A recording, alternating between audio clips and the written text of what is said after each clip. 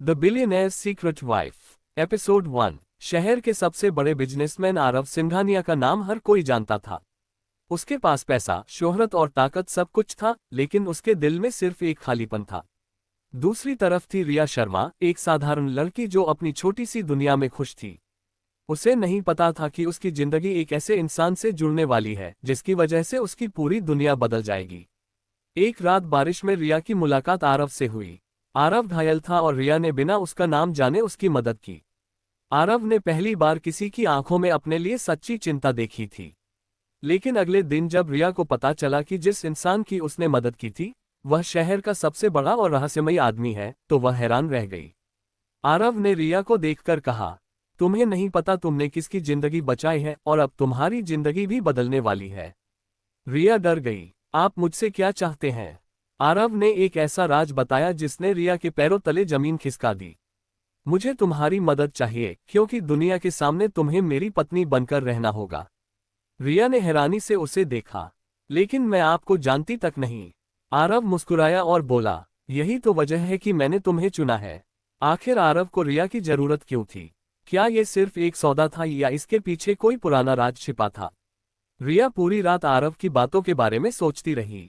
उसे समझ नहीं आ रहा था कि एक अनजान इंसान अचानक उससे शादी करने की बात कैसे कर सकता है। सुबह होते ही रिया आरव के ऑफिस पहुंच गई। ऑफिस इतना बड़ा था कि उसे देखकर ही अंदाजा लगाया जा सकता था कि आरव कितना ताकतवर इंसान है। वहां मौजूद हर कर्मचारी उसे देखकर खड़ा हो जाता था। रिया ने आरव के केबिन में जाकर कहा, मुझे आपके इस अजीब प्रस्ताव का जवाब चाहिए। आखिर आप मुझे ही क्यों चुन रहे हैं? आरव कुछ देर शांत रहा। फिर उसने अपनी टेबल से एक पुरानी तस्वीर निकाली। तस्वीर देखकर रिया के चेहरे का रंग बदल गया। ये तो मेरी माँ है। आरव ने धीरे से कहा, तुम्हारी माँ और मेरे परिवार के बीच एक पुराना रिश्ता था, लेकिन एक हादसे के बाद सब कुछ बदल गया। रिया हैरान थी। मेरी माँ ने कभी आपके परिवार के बारे में कुछ नहीं बताया?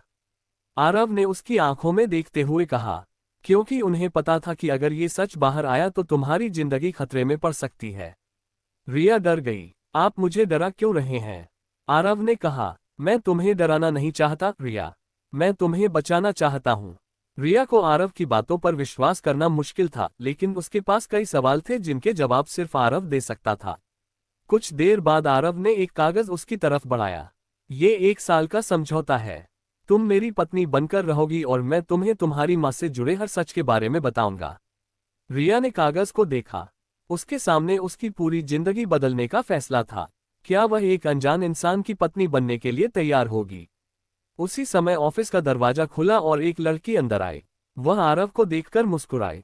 आरव, तुमने आखिर उसे ढूंढ ही लिया। रिया ने हैरानी से उस लड़की को देखा। वह लड़की रिया की तरफ देखकर बोली, तुम्हें नहीं पता तुम कौन हो, लेकिन तुम्हारे आने से बहुत लोगों के राज बाहर आने वाले हैं। रिया और भी उलझ गई। आखिर रिया का अतीत क्या था, और आरव उसे बचाना चाहता था या किसी और वजह से अपने करीब ला रहा था? रिया उस रात अपने कमरे में बैठी सिर्फ एक ही बात सोच रही थी, आखिर उसकी माँ का आरव सिंघानिया के परिवार से क्या रिश्ता था? उसके हाथ में वही पुरानी तस्वीर थी जो आरव ने उसे दिखाई थी। तस्वीर में उसकी माँ एक बड़े परिवार के साथ खड़ी थी, लेकिन रिया को आज तक नहीं पता था कि उसकी माँ की जिंदगी में इतने बड़े राज छिपे हुए थे। रिया ने खुद से कहा, माँ ने मुझसे ये सब क्यों छुपाया? अगर ये इतना बड़ा सच था तो उन्होंने मुझे कभी कुछ क्यों नहीं बताया? दूसरी तरफ आरव अपने ऑफिस में बैठा खिड़की से बाहर देख रहा था। उसके चेहरे पर हमेशा की तरह सख्ती थी, लेकिन आज उसकी आंखों में एक अलग ही दर्द था। उसका दोस्त कबीर उसके पास आया और बोला, आरव, क्या तुम सच में रिया को इस सब में शामिल करना चाहते हो? तुम्हें पता है ना कि ये रास्ता आसान नहीं है। आरव ने शांत आवाज में कहा, मेरे पास कोई और रास्ता नहीं है कबीर। रिया ही वो इंसान है जो इस सच को पूरा कर सकती है। कबीर ने गंभीर होकर पूछा, लेकिन क्या तुमने उसे पूरी सच्चाई बता दी है? आरव कुछ देर चुप रहा। नहीं, अभी नहीं, क्योंकि अगर उसे पता चला कि उसके परिवार के साथ क्या हुआ था तो शायद वो मुझसे नफरत करने लगेगी। अगले दिन रिया ने आरव से मिलने का फैसला किया। वह उसके ऑफिस पहुंची और बिना डरे उसके सामने खड़ी हो गई। मुझे इस समझौते के बारे में सोचने के लिए वक्त चाहिए, लेकिन उससे पहले मुझे कुछ जवाब चाहिए। आरव ने उसकी तरफ देखा। पूछो, रिया ने कहा। मेरी माँ आपको कैसे जानती थी? आरव ने गहरी सांस ली। तुम्हारी माँ सिर्फ मेरी पहचान वाली नहीं थी, वो मेरे परिवार के बहुत करीब थी। रिया ने तुरंत पूछा, फिर वो हमसे दूर क्यों हो गई? आरव की आंखों में पुरानी यादें लौट आईं। क्योंकि उस रात जो हुआ था उसने दो परिवारों को हमेशा के लिए अलग कर दिया। रिया बेचैन हो गई। कौन सी रात? आरव जवाब देने ही वाला था कि तभी ऑफिस का दरवाजा जोर से खुला। वही लड़की अंदर आए जो पहले दिन आई थी। उसने गुस्से में कहा, आरव तुम ये गलती नहीं कर सकते। तुम जानते हो अगर रिया को सब पता चल गया तो सब खत्म हो जाएगा। रिया ने उसकी तरफ देखा। आप कौन हैं? और आपको मेरे बारे में इतना सब कैसे पता है? लड़की कुछ पल चुप रही फिर बोली, मेरा नाम सिया मल्होत्रा है और मैं तुम्हारे अतीत के बारे में वो सब जानती हूँ जो तुम्हें नहीं पता। रिया हैरान रह गई। सिया ने अपने बैग से एक पुरानी डायरी निकाली और रिया के सामने रख दी। ये तुम्हारी माँ की डायरी है। इसमें तुम्हारी जिंदगी का सबसे बड़ा सच लिखा है। रिया ने कांपते हाथों से डायरी उठाई। जैसे ही उसने पहला पन्ना खोला उसमें एक लाइन लिखी थी, अगर मेरी बेटी ये डायरी पढ़ रही है तो इसका मतलब है कि मेरा छुपाया हुआ सच अब सामने आने वाला है। रिया की आंखों में आंसू आ गए। उसे महसूस हुआ कि उसकी पूरी जिंदगी एक झूठ पर बनी हुई थी। लेकिन तभी आरव ने डायरी उसके हाथ से ले ली। रिया गुस्से में बोली, आप मुझे सच जानने से रोक क्यों रहे हैं? आरव ने धीमी आवाज में कहा, क्योंकि इस सच के बाद शायद तुम मुझे कभी माफ नहीं कर पाओगी। रिया ने उसकी आंखों में देखा। पहली बार उसे लगा कि आरव के अंदर भी कोई गहरा दर्द छुपा हुआ है।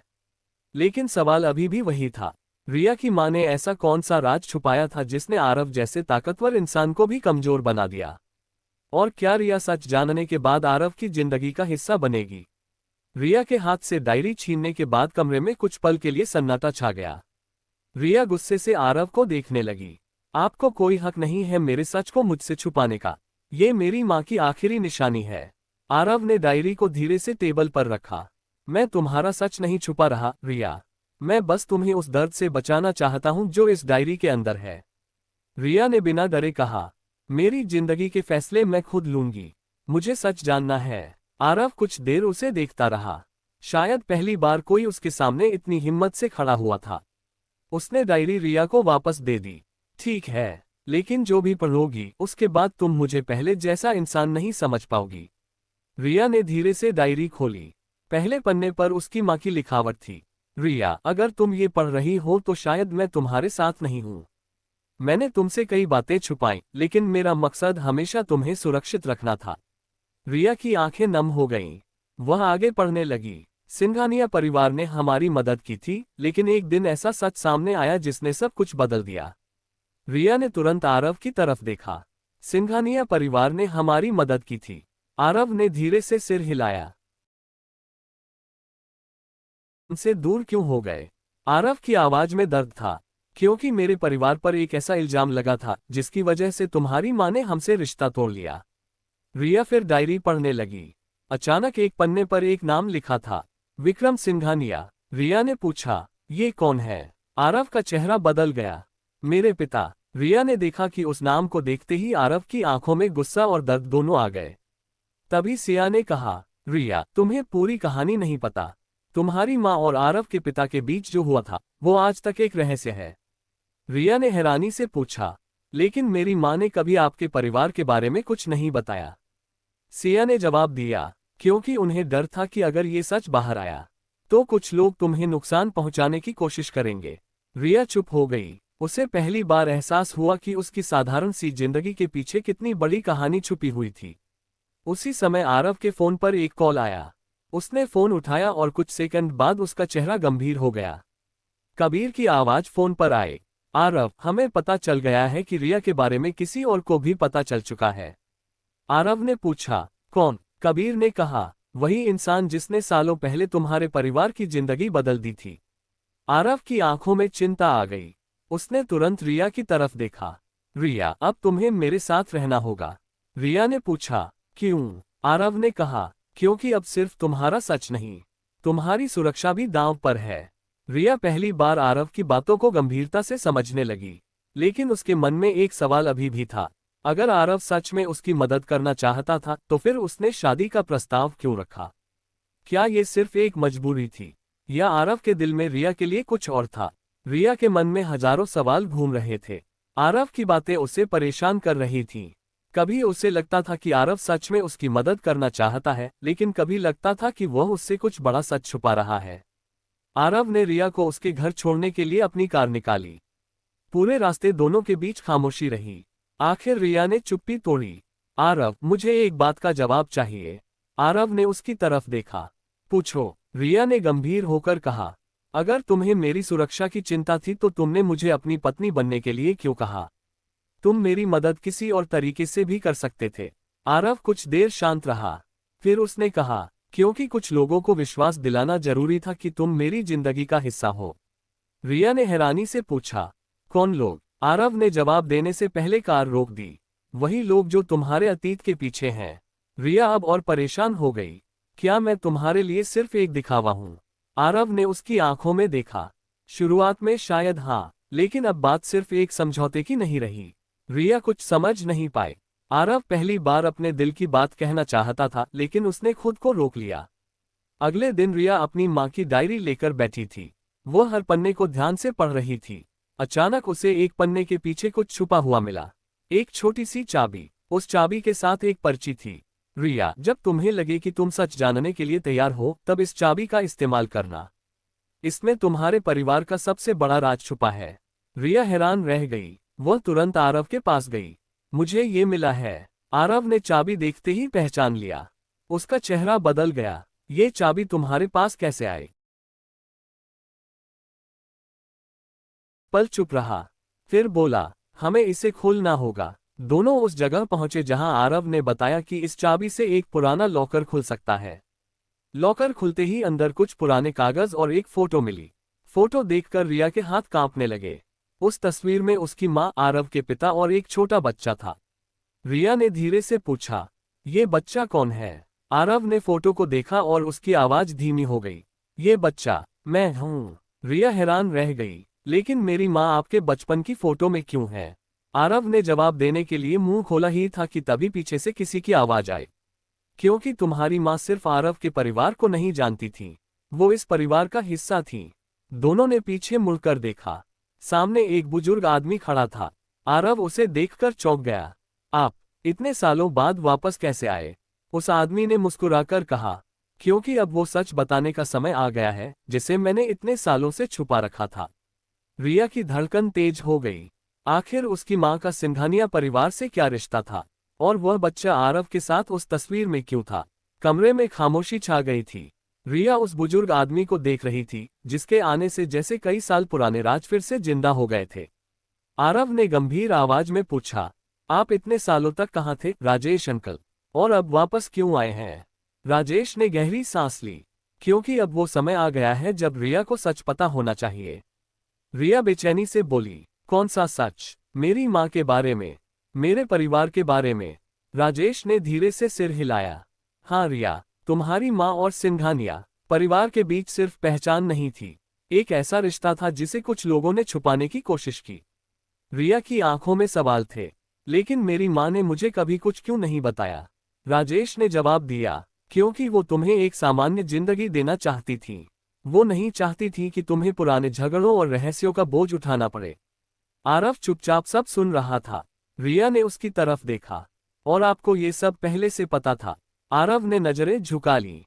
कुछ बातें पता थीं, लेकिन पूरी सच्चाई नहीं। रिया को दुख हुआ, तो आप भी मुझसे चीजें छुपा रहे थे। आरव कुछ बोल नहीं पाया। राजेश ने बीच में कहा, रिया, आरव ने तुम्हें धोखा देने के लिए कुछ नहीं छुपाया। वह खुद भी कई सवालों के जवाब ढूंढ रहा था।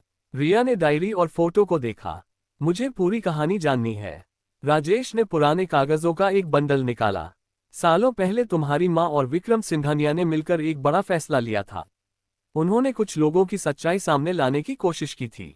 आरव ने पूछा, फिर क्या हुआ? राजेश ने कहा, उसके बाद अचानक सब बदल गया। तुम्हारी माँ को शहर छोड़ना पड़ा और सिंघानिया परिवार की जिंदगी भी बिखर गई। रिया ने पूछा, लेकिन क्यों? राजेश कुछ पल चुप रहे। फिर बोले, क्योंकि किसी अपने ने ही विश्वास तोड़ा था। कमरे में फिर से सन्नाटा छा गया। आरव ने पूछा, कौन था वो? राजेश ने जवाब देने के लिए मुंह खोला ही था कि तभी बाहर से फोन की घंटी बजी। आरव ने फोन उठाया। कबीर की आवाज आई, आरव, हमें एक जरूरी खबर मिली है। क्या? किसी ने पुराने रिकॉर्ड ढूंढने शुरू कर दिए हैं और उनका अगला निशाना रिया हो सकती है। आरव के चेहरे पर चिंता आ गई। उसने तुरंत रिया की तरफ देखा। अब तुम्हें अकेले नहीं रहना होगा। रिया ने पहली बार आरव की आंखों में अपने लिए डर देखा, लेकिन उसके मन में एक और सवाल था, क्या आरव सच में उसकी रक्षा करना चाहता था, या फिर वह भी इस पुराने राज का एक हिस्सा था। उसी रात रिया ने फैसला किया कि वह अब पीछे नहीं हटेगी। वह बोली, मैं सच जानकर रहूंगी, चाहे वो सच मेरे लिए कितना भी मुश्किल क्यों न हो। आरव ने उसे देखा और हल्की आवाज में कहा, और मैं वादा करता हूं, इस बार तुम्हें अकेला नहीं छोड़ूंगा। लेकिन दोनों को नहीं पता था कि कोई दूर बैठा उनकी हर हरकत पर नजर रख रहा था, और उसके पास रिया की मां से जुड़ा आखिरी सबूत था। रात काफी हो चुकी थी। रिया अपने कमरे में बैठी थी और उसकी मां की डायरी उसके सामने खुली हुई थी। अब तक उसकी जिंदगी में जो कुछ भी हुआ था वह उसे एक सपने जैसा लग रहा था। एक साधारण लड़की की जिंदगी में अचानक इतने बड़े राज कैसे आ सकते थे। उसने डायरी का आखिरी पन्ना खोला।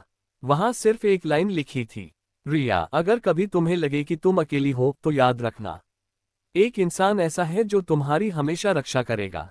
रिया सोचने लगी, आखिर माँ किसकी बात कर रही थी। उसी समय उसके फोन पर एक अनजान नंबर से संदेश आया, अगर अपनी माँ के बारे में सच जानना है तो कल पुराने घर आना, अकेले। रिया कुछ देर तक उस मैसेज को देखती रही। उसके मन में डर भी था और सच जानने की इच्छा भी। लेकिन तभी आरव का फोन आया। रिया, तुम ठीक हो? रिया ने जल्दी से फोन छुपा लिया। हाँ, मैं ठीक हूँ। आरव उसकी आवाज से समझ गया कि कुछ बात है। रिया, तुम मुझसे कुछ छुपा रही हो। रिया चुप रही। आरव ने कहा, याद रखना, अब तुम्हारी परेशानी सिर्फ तुम्हारी नहीं है। रिया ने धीरे से पूछा, क्या आपको सच में मेरी चिंता है? कुछ पल के लिए दोनों चुप रहे। फिर आरव ने कहा, हाँ, क्योंकि अब तुम मेरे लिए सिर्फ एक जिम्मेदारी नहीं हो। रिया कुछ जवाब नहीं दे पाई। अगले दिन रिया उस पुराने घर पहुंची जिसका पता उसे संदेश में मिला था। घर बहुत पुराना था, दीवारों पर धूल जमी थी और अंदर हर चीज किसी पुराने समय की कहानी बता रही थी। रिया ने जैसे ही अंदर कदम रखा उसे एक पुरानी तस्वीर दिखाई दी। वह तस्वीर देखकर वह रुक गई। उसमें उसकी माँ और आरव के पिता के साथ एक और महिला थी। लेकिन उस महिला को देखकर रिया हैरान रह गई। ये तो सिया की माँ है। तभी पीछे से आवाज आई, हाँ, और यही वो इंसान थी जिनकी वजह से सब कुछ बदल गया था। रिया ने पीछे मुड़कर देखा। सामने वही आदमी खड़ा था जिसने उसे संदेश भेजा था। रिया ने पूछा, आप कौन हैं? उसने कहा, मेरा नाम अर्जुन है और मैं तुम्हारी माँ के आखिरी राज का गवाह हूँ। रिया ने पूछा, आपको मेरी माँ के बारे में इतना सब कैसे पता? अर्जुन ने एक पुरानी फाइल उसकी तरफ बढ़ाई, क्योंकि ये फाइल तुम्हारी माँ ने मेरे पास रखी थी ताकि सही समय आने पर ये तुम्हें मिल सके। रिया ने फाइल खोली। अंदर कुछ दस्तावेज और एक पत्र था। पत्र पर लिखा था, मेरी बेटी रिया के लिए। रिया के हाथ कांपने लगे। वह पत्र पढ़ने ही वाली थी कि अचानक पीछे से किसी के आने की आवाज आई। अर्जुन ने तुरंत कहा, हमें यहाँ से जाना होगा। रिया ने पूछा, क्यों? अर्जुन ने दरवाजे की तरफ देखते हुए कहा, क्योंकि जिस इंसान से तुम इतने सालों से अनजान थी वह अब तुम्हारे सामने आने वाला है। दरवाजा खुला और सामने खड़े इंसान को देखकर रिया की आंखें हैरानी से भर गईं। वह कोई और नहीं बल्कि आरव था। लेकिन सवाल ये था, आरव यहाँ कैसे पहुंचा? क्या वह रिया का पीछा कर रहा था या उसे पहले से इस राज के बारे में पता था? रिया आरव को सामने देखकर हैरान रह गई। उसके मन में कई सवाल एक साथ आने लगे। आरव, आप यहाँ कैसे? आरव कुछ पल शांत रहा। उसकी नजर रिया के हाथ में पकड़ी हुई फाइल पर थी। तुम्हें ये फाइल किसने दी? रिया ने गुस्से में कहा, पहले मेरे सवाल का जवाब दीजिए। क्या आप मेरा पीछा कर रहे थे? आरव ने धीरे से कहा, नहीं, मैं तुम्हें ढूंढते हुए यहाँ आया हूँ क्योंकि मुझे पता था कि तुम अकेले सच जानने की कोशिश करोगी। रिया ने फाइल को अपने पास रखते हुए कहा, आप हर बार मेरी मदद करने की बात करते हैं लेकिन हर बार कुछ ना कुछ छुपा लेते हैं।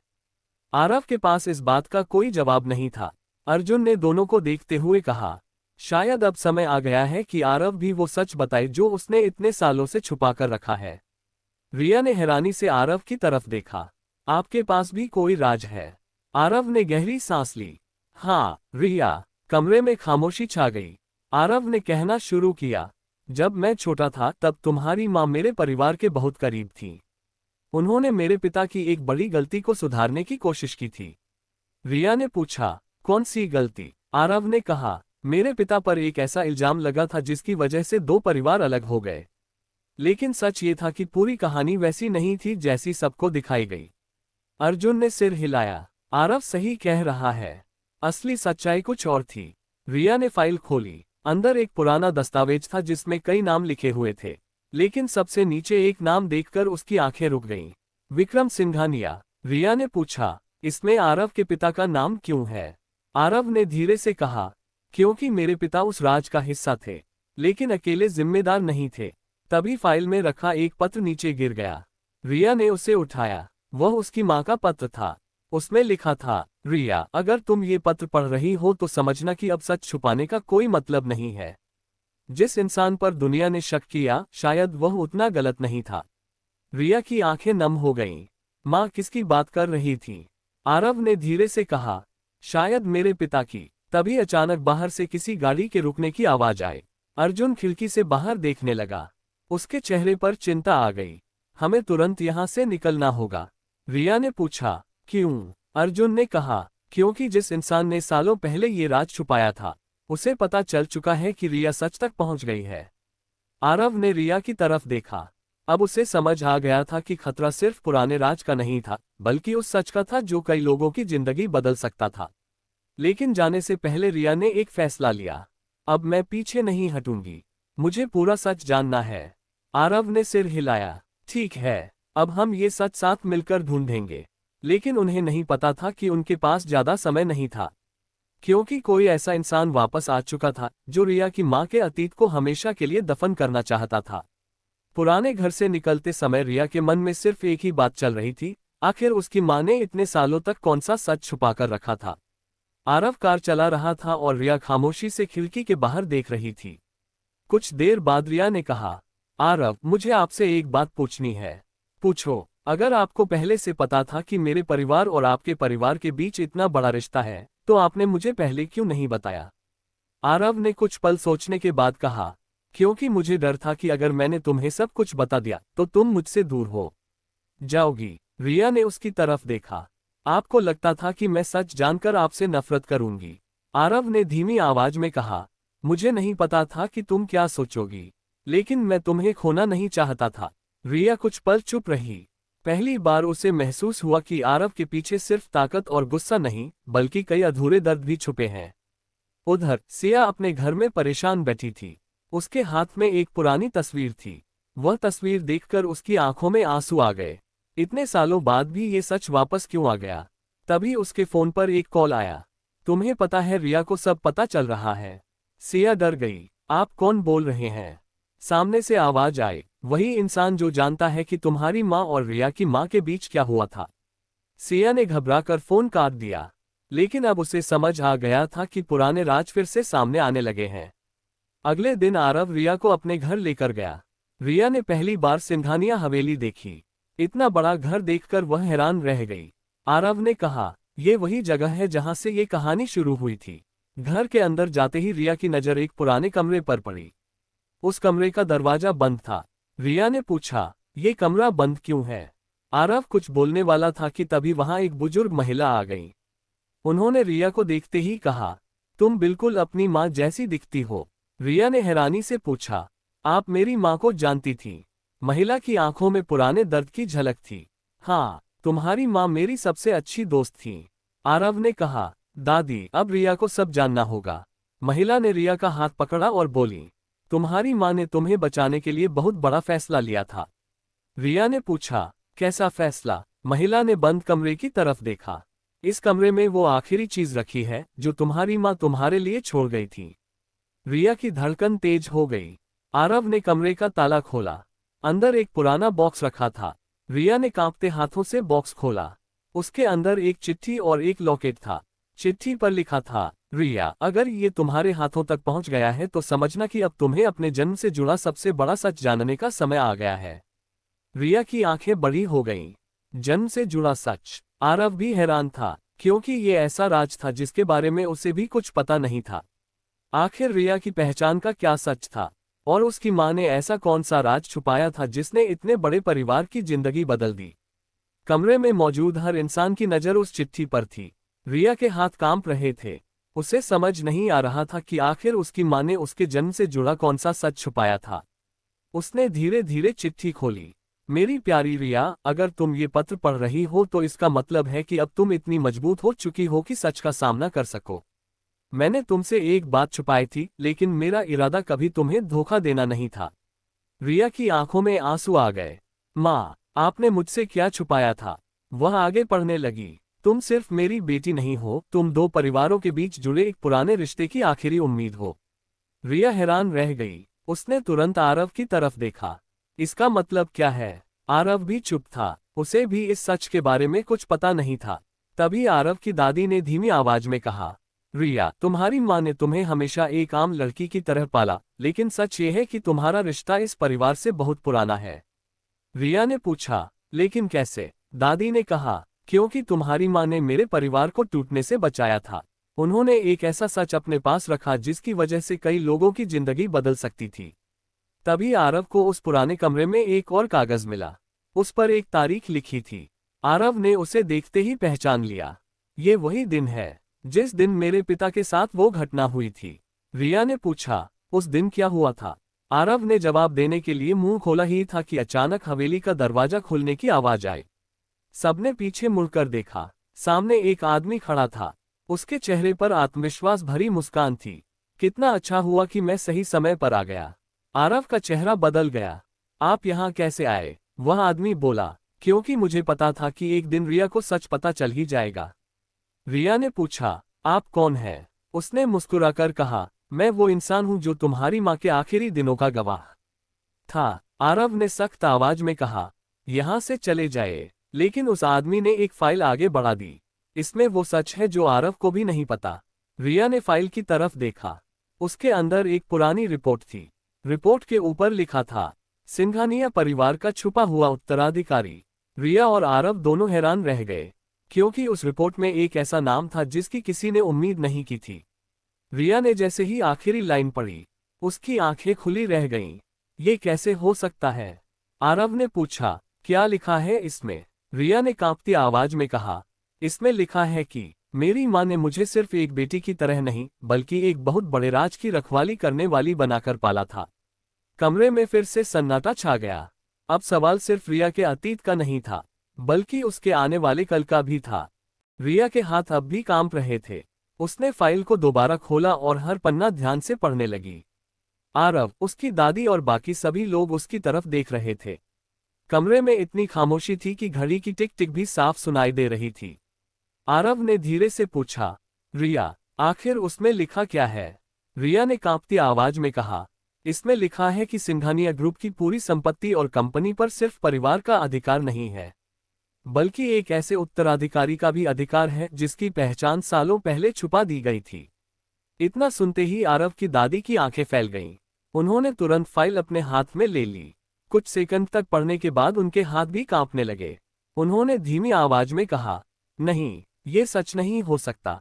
आरव ने हैरानी से पूछा, दादी, आखिर बात क्या है? दादी ने कुर्सी पर बैठते हुए कहा, सालों पहले तुम्हारे दादाजी ने एक वसीयत बनाई थी, लेकिन उस वसीयत के बारे में परिवार में सिर्फ 3 लोगों को पता था। कौन कौन? तुम्हारे दादाजी, रिया की माँ, और हमारे पुराने वकील। रिया हैरान रह गई। मेरी माँ को वसीयत के बारे में कैसे पता था?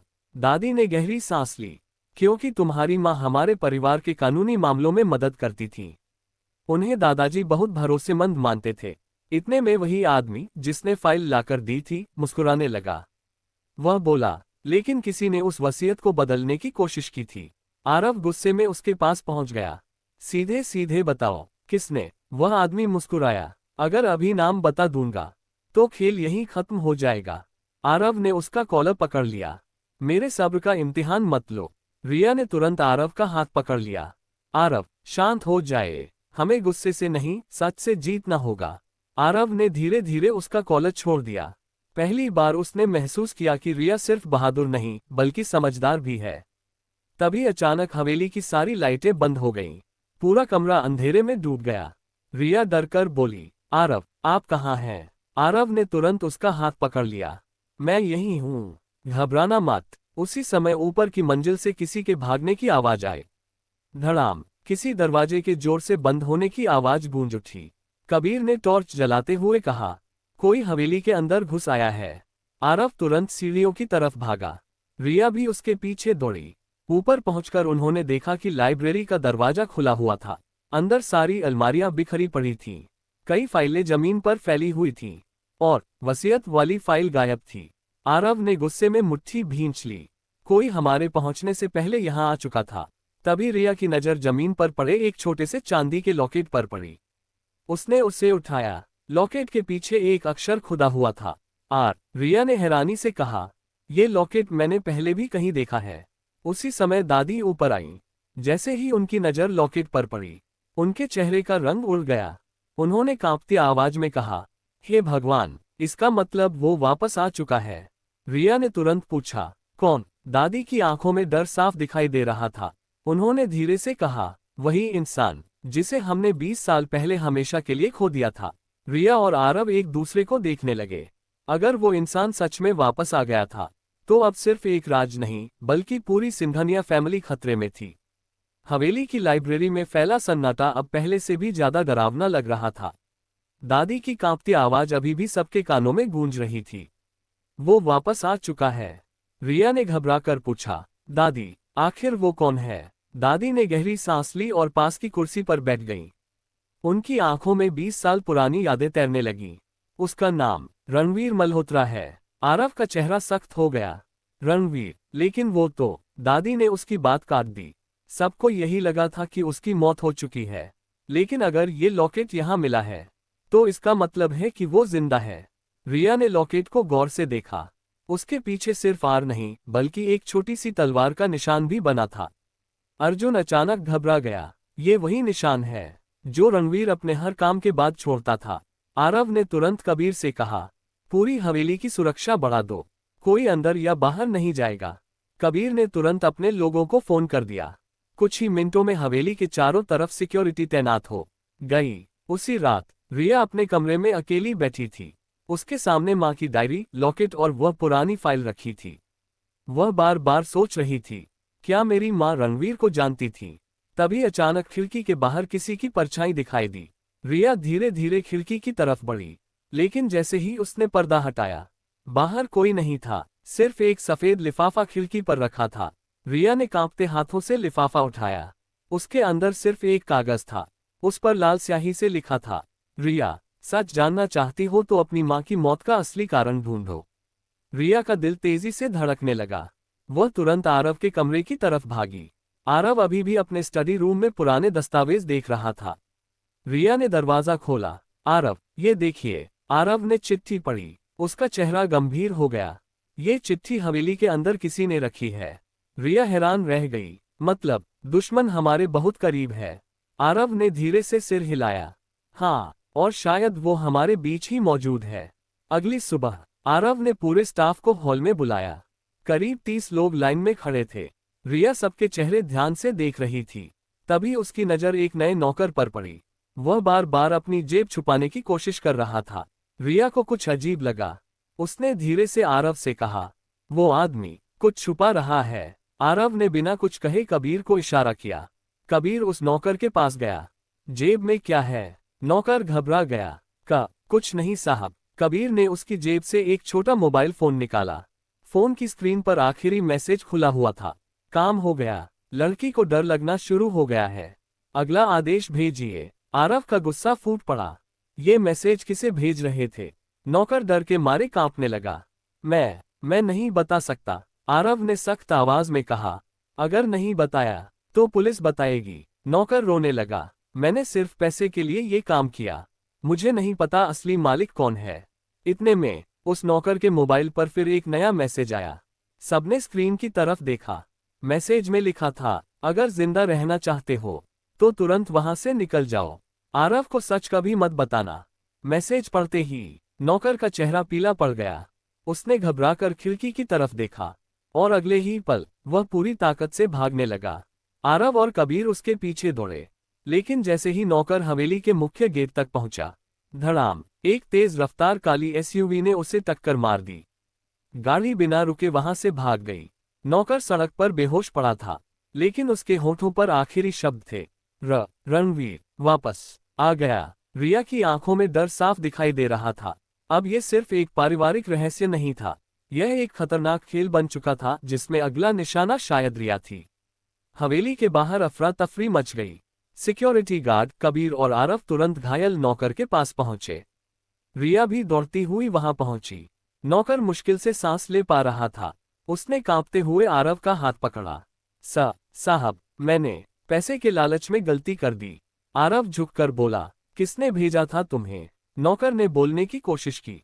वो, लेकिन इससे पहले कि वह नाम बता पाता, उसकी आंखें बंद हो गईं और वह बेहोश हो गया। आरव ने तुरंत एम्बुलेंस बुलवाई। इसे बचाना बहुत जरूरी है, यही हमें असली अपराधी तक पहुंचा सकता है। उसी समय काली एसयूवी शहर से दूर एक पुराने गोदाम में जाकर रुकी। गाड़ी से एक लंबा आदमी उतरा। उसने काले दस्ताने पहन रखे थे और उसका चेहरा हुड से ढका हुआ था। वह अंदर गया। कमरे में पहले से एक आदमी उसका इंतजार कर रहा था।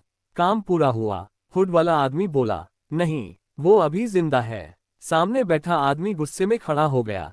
मैंने कहा था कोई गवाह जिंदा नहीं बचना चाहिए। उसकी आवाज भारी और डरावनी थी, लेकिन उसका चेहरा अब भी अंधेरे में छिपा हुआ था। इधर अस्पताल में डॉक्टर नौकर का इलाज कर रहे थे। डॉक्टर बाहर आए। मरीज की हालत गंभीर है। अगले 24 घंटे बहुत महत्वपूर्ण हैं। रिया ने राहत की सांस ली। मतलब वो बच सकता है? डॉक्टर ने सिर हिलाया। अगर उसे होश आ गया तो हाँ। आरव ने अस्पताल के बाहर 2 सिक्योरिटी गार्ड तैनात कर दिए। अब कोई भी बिना मेरी अनुमति के उसके कमरे में नहीं जाएगा। रात के करीब 2 बजे अस्पताल की बिजली अचानक चली गई। पूरा कॉरिडोर अंधेरे में डूब गया। बैकअप जनरेटर चालू होने में कुछ सेकंड लगे। इन्हीं कुछ सेकंडों में एक नकाबपोश व्यक्ति डॉक्टर की ड्रेस पहनकर आईसीयू में घुस गया। उसने जेब से एक सिरिंज निकाली। वह नौकर के बेड के पास पहुंचा। जैसे ही वह इंजेक्शन लगाने वाला था, पीछे से आवाज आई, रुको। वह पलटकर देखता है। दरवाजे पर आरव खड़ा था। दोनों की नजरें मिली। नकाबपोश तुरंत खिड़की की तरफ भागा। आरव उसके पीछे दौड़ा। तीसरी मंजिल की खिड़की से नकाबपोश ने बाहर छलांग लगा दी। नीचे पहले से एक बाइक उसका इंतजार कर रही थी। कुछ ही सेकंड में वह अंधेरे में गायब हो गया। आरव वापस आईसीयू में आया। डॉक्टर ने नौकर की जांच की। वो सुरक्षित है, लेकिन किसी ने उसे मारने की कोशिश जरूर की है। रिया ने घबराकर पूछा, क्या इसका मतलब दुश्मन हमसे एक कदम आगे है? आरव ने सख्त आवाज में कहा, नहीं, अब खेल बदल चुका है। उसने अपनी जेब से एक चीज निकाली। भागते समय नकाबपोश की जैकेट से एक सोने का कफलिंग टूटकर गिर गया था। उस पर अंग्रेजी में सिर्फ एक अक्षर खुदा था, वी। कबीर ने हैरानी से पूछा, ये वी किसका है? आरव ने कफलिंग को देखते हुए धीरे से कहा, मुझे लगता है हम गलत इंसान के पीछे थे। रिया ने पूछा, मतलब? आरव ने गंभीर होकर जवाब दिया, रणवीर सिर्फ एक मोहरा हो सकता है, असली खिलाड़ी कोई और है। उसी समय अस्पताल के बाहर खड़ी एक काली कार में बैठा रहस्यमयी आदमी मुस्कुराया। उसने फोन मिलाया और कहा, आरव अब सही रास्ते पर पहुंचने वाला है। फोन के दूसरी तरफ से आवाज आई, तो क्या अब प्लान भी शुरू कर दें? वह आदमी मुस्कुराया, हाँ, अब अगला निशाना रिया होगी। रिया को अभी तक अंदाजा भी नहीं था कि अगले 24 घंटे उसकी पूरी जिंदगी बदलने वाले थे। अस्पताल से लौटते समय रात के 3 बज चुके थे। आरव ने रिया को देखा। वह पूरी तरह थक चुकी थी, लेकिन उसकी आंखों में नींद नहीं थी। हर पल उसे लग रहा था कि कोई उनका पीछा कर रहा है। कार में कुछ देर तक दोनों चुप रहे। आखिर रिया ने धीरे से पूछा, आरव, अगर ये सब मेरी वजह से हो रहा है तो मैं कहीं दूर चली जाती हूँ। शायद तब सब सुरक्षित रहेंगे। आरव ने तुरंत ब्रेक लगा दिए। कार सुनसान सड़क पर रुक गई। उसने रिया की तरफ देखा, ये बात दोबारा कभी मत कहना। रिया हैरान रह गई, लेकिन आरव ने उसकी बात काट दी। तुम्हें कुछ हो गया तो मैं खुद को कभी माफ नहीं कर पाऊंगा। अब तुम्हारी सुरक्षा मेरी जिम्मेदारी है। रिया पहली बार आरव की आंखों में डर देख रही थी, अपने लिए नहीं बल्कि उसके लिए। अगली सुबह सिंघानिया हवेली की सुरक्षा पहले से दोगुनी कर दी गई। मुख्य गेट पर हथियारबंद गार्ड खड़े थे। सीसीटीवी कैमरों की निगरानी बढ़ा दी गई। कबीर ने कहा, सर, अब कोई भी बिना जांच के अंदर नहीं आ सकता। आरव ने सिर हिलाया, फिर भी सावधान रहो, मुझे लगता है दुश्मन कोई नई चाल चलेगा। उसी समय शहर के बाहर एक पुराने बंगले में वही रहस्यमयी आदमी बड़ी स्क्रीन पर हवेली के कैमरों की तस्वीरें देख रहा था। उसके साथ 3 और लोग बैठे थे। एक आदमी बोला, सर, हवेली की सुरक्षा बहुत मजबूत है। रहस्यमयी आदमी मुस्कुराया, अगर दरवाजे से अंदर नहीं जा सकते तो किसी अपने को बाहर बुला लो। उसने मेज पर एक फोटो फेंकी। वह फोटो रिया की थी। आज शाम तक लड़की हमारे पास होनी चाहिए। शाम के समय रिया हवेली के बगीचे में बैठी अपनी माँ की डायरी पढ़ रही थी। तभी उसके फोन पर एक वीडियो कॉल आए। स्क्रीन पर एक बुजुर्ग महिला दिखाई दी। रिया चौंक गई। मौसी, आप? महिला घबराई हुई थी। रिया, जल्दी आओ, कोई मेरा पीछा कर रहा है। वीडियो अचानक बंद हो गया। रिया घबरा गई। उसने बिना किसी को बताए कार निकाली और दिए गए पते की तरफ निकल गई। कुछ मिनट बाद आरव अपने कमरे से नीचे आया। रिया कहाँ है? एक नौकर ने कहा, मैडम अभी थोड़ी देर पहले अकेले बाहर गई हैं। आरव का चेहरा उतर गया। क्या? तभी कबीर दौड़ता हुआ आया। सर, मैडम का फोन हवेली में ही रह गया है। आरव समझ गया, ये जाल है। उसने तुरंत अपनी कार निकाली। कबीर, पूरी टीम लेकर मेरे पीछे आओ। उधर रिया उस पुराने गोदाम के बाहर पहुंच चुकी थी। चारों तरफ सन्नाटा था। उसने आवाज लगाई, मौसी, आप कहाँ हैं? अचानक पीछे से किसी ने उसके मुंह पर कपड़ा रख दिया। रिया ने छूटने की पूरी कोशिश की, लेकिन 3 नकाबपोश लोगों ने उसे पकड़ लिया। उसकी आंखों पर काली पट्टी बांध दी गई। कुछ ही सेकंड में रिया बेहोश हो गई। करीब 1 घंटे बाद रिया की आंख खुली। उसने खुद को एक कुर्सी से बंधा हुआ पाया। कमरे में सिर्फ एक बल्ब जल रहा था। सामने अंधेरे में कोई बैठा था। धीरे धीरे वह आदमी रोशनी में आया। रिया का दिल जोर जोर से धड़कने लगा। उस आदमी ने मुस्कुराते हुए कहा, आखिरकार हमारी मुलाकात हो ही गई, रिया। रिया ने गुस्से से पूछा, तुम कौन हो? वह आदमी मुस्कुराया, मैं वही हूँ जिसकी वजह से तुम्हारी माँ ने अपनी पूरी जिंदगी डर में बिताई। रिया की आंखें फैल गईं। क्या तुम रणवीर हो? वह आदमी हंसने लगा, नहीं, रणवीर तो सिर्फ मेरा आदमी है। असल खेल मैं खेल रहा हूँ। रिया पहली बार समझ गई कि अब तक जिस दुश्मन को वे सबसे बड़ा समझ रहे थे, वह तो सिर्फ एक मोहरा था और असली मास्टरमाइंड अब उसके सामने बैठा था। उस आदमी ने अपना चेहरा धीरे धीरे नकाब से बाहर निकाला। रिया उसे देखते ही दंग रह गई। नहीं, ये नहीं हो सकता। रिया की सांसें तेज हो गई थीं। जिस आदमी ने अभी अभी अपना नकाब उतारा था, उसे देखकर वह कुछ सेकंड तक कुछ बोल ही नहीं पाए। आप? उस आदमी के चेहरे पर हल्की सी मुस्कान थी। वह लगभग 55 साल का था। सफेद बाल, महंगा सूट और आंखों में अजीब सी ठंडक। हाँ, रिया, आखिरकार तुमने मुझे देख ही लिया। रिया ने उसे ध्यान से देखा। लेकिन मैं आपको पहचानती भी नहीं। वह आदमी हंस पड़ा, तुम मुझे नहीं जानती, लेकिन मैं तुम्हें तुम्हारे जन्म से जानता हूँ। रिया के चेहरे का रंग उड़ गया। तुम कौन हो? उसने धीरे से जवाब दिया, मेरा नाम वीर प्रताप चौहान है और तुम्हारी माँ ने मेरी जिंदगी बर्बाद कर दी थी। रिया गुस्से से बोली, झूठ, मेरी माँ कभी किसी का बुरा नहीं कर सकती थी। वीर प्रताप की मुस्कान गायब हो गई। यही तो तुम्हारी सबसे बड़ी गलती है। तुम्हें अपनी माँ की पूरी कहानी नहीं पता। उसने टेबल पर एक पुरानी फाइल रखी। ये पढ़ो। रिया ने फाइल खोली। उसमें पुराने अखबारों की कतरने, कोर्ट के कागज और कुछ तस्वीरें थीं। एक तस्वीर में उसकी माँ, आरव के पिता और वीर प्रताप एक साथ खड़े थे। रिया हैरान रह गई, आप लोग एक दूसरे को जानते थे? वीर प्रताप बोला, हम सिर्फ एक दूसरे को नहीं जानते थे, हम कभी साझेदार थे। लेकिन तुम्हारी माँ ने एक ऐसा फैसला लिया जिसने मेरी पूरी दुनिया छीन ली। उधर आरव और कबीर उस गोदाम तक पहुंच चुके थे। गोदाम के बाहर रिया की कार खड़ी थी। आरव ने कार का दरवाजा खोला। अंदर रिया का दुपट्टा पड़ा था। उसने उसे हाथ में लिया और उसकी आंखों में गुस्सा भर गया। उन्होंने रिया को यहीं से उठाया है। कबीर ने जमीन पर टायरों के निशान देखे। सर, लगता है 2 गाड़ियां यहां से निकली हैं। आरव ने तुरंत अपने लोगों से कहा, शहर के हर टोल प्लाजा, हाईवे और कैमरे चेक करो। मुझे रिया चाहिए, हर हाल में। दूसरी तरफ रिया ने वीर प्रताप से पूछा, अगर आपको मेरी माँ से बदला लेना था तो इतने साल इंतजार क्यों किया? वीर प्रताप खिड़की की तरफ देखते हुए बोला, क्योंकि मैं सही समय का इंतजार कर रहा था और अब तुम मेरे खेल की आखिरी चाल हो। रिया ने गुस्से में कहा, आरव तुम्हें कभी कामयाब नहीं होने देगा। वीर प्रताप हंस पड़ा, आरव, उसे तो अभी तक ये भी नहीं पता कि उसका सबसे भरोसेमंद इंसान मेरे लिए काम करता है। रिया चौंक गई, क्या मतलब? वीर प्रताप ने मुस्कुराते हुए कहा, सिंघानिया हवेली में मेरा एक आदमी है जो हर पल की खबर मुझे देता है। रिया के होश उड़ गए। अगर ये सच था तो आरव का हर प्लान पहले से दुश्मन तक पहुंच रहा था। उसी समय आरव के फोन पर एक अनजान नंबर से वीडियो कॉल आए। उसने कॉल उठाए। स्क्रीन पर रिया कुर्सी से बंधी हुई दिखाई दी। आरव गुस्से में चिल्लाया, रिया। रिया कुछ बोल पाती उससे पहले वीर प्रताप कैमरे के सामने आ गया। शांत रहो आरव, अगर रिया को जिंदा देखना चाहते हो तो आज रात 12 बजे पुराने ब्लैकस्टोन वेयरहाउस में अकेले आना। आरव ने दांत भींच लिए। अगर रिया को कुछ हुआ। वीर प्रताप मुस्कुराया, धमकी मत दो, घड़ी चल चुकी है। कॉल कट गई। कमरे में सन्नाटा छा गया। कबीर ने पूछा, सर क्या करेंगे? आरव ने बिना एक पल गंवाए अपनी पिस्तौल उठाए, जैकेट पहनी और कहा, आज या तो रिया वापस आएगी या फिर वीर प्रताप का खेल हमेशा के लिए खत्म होगा।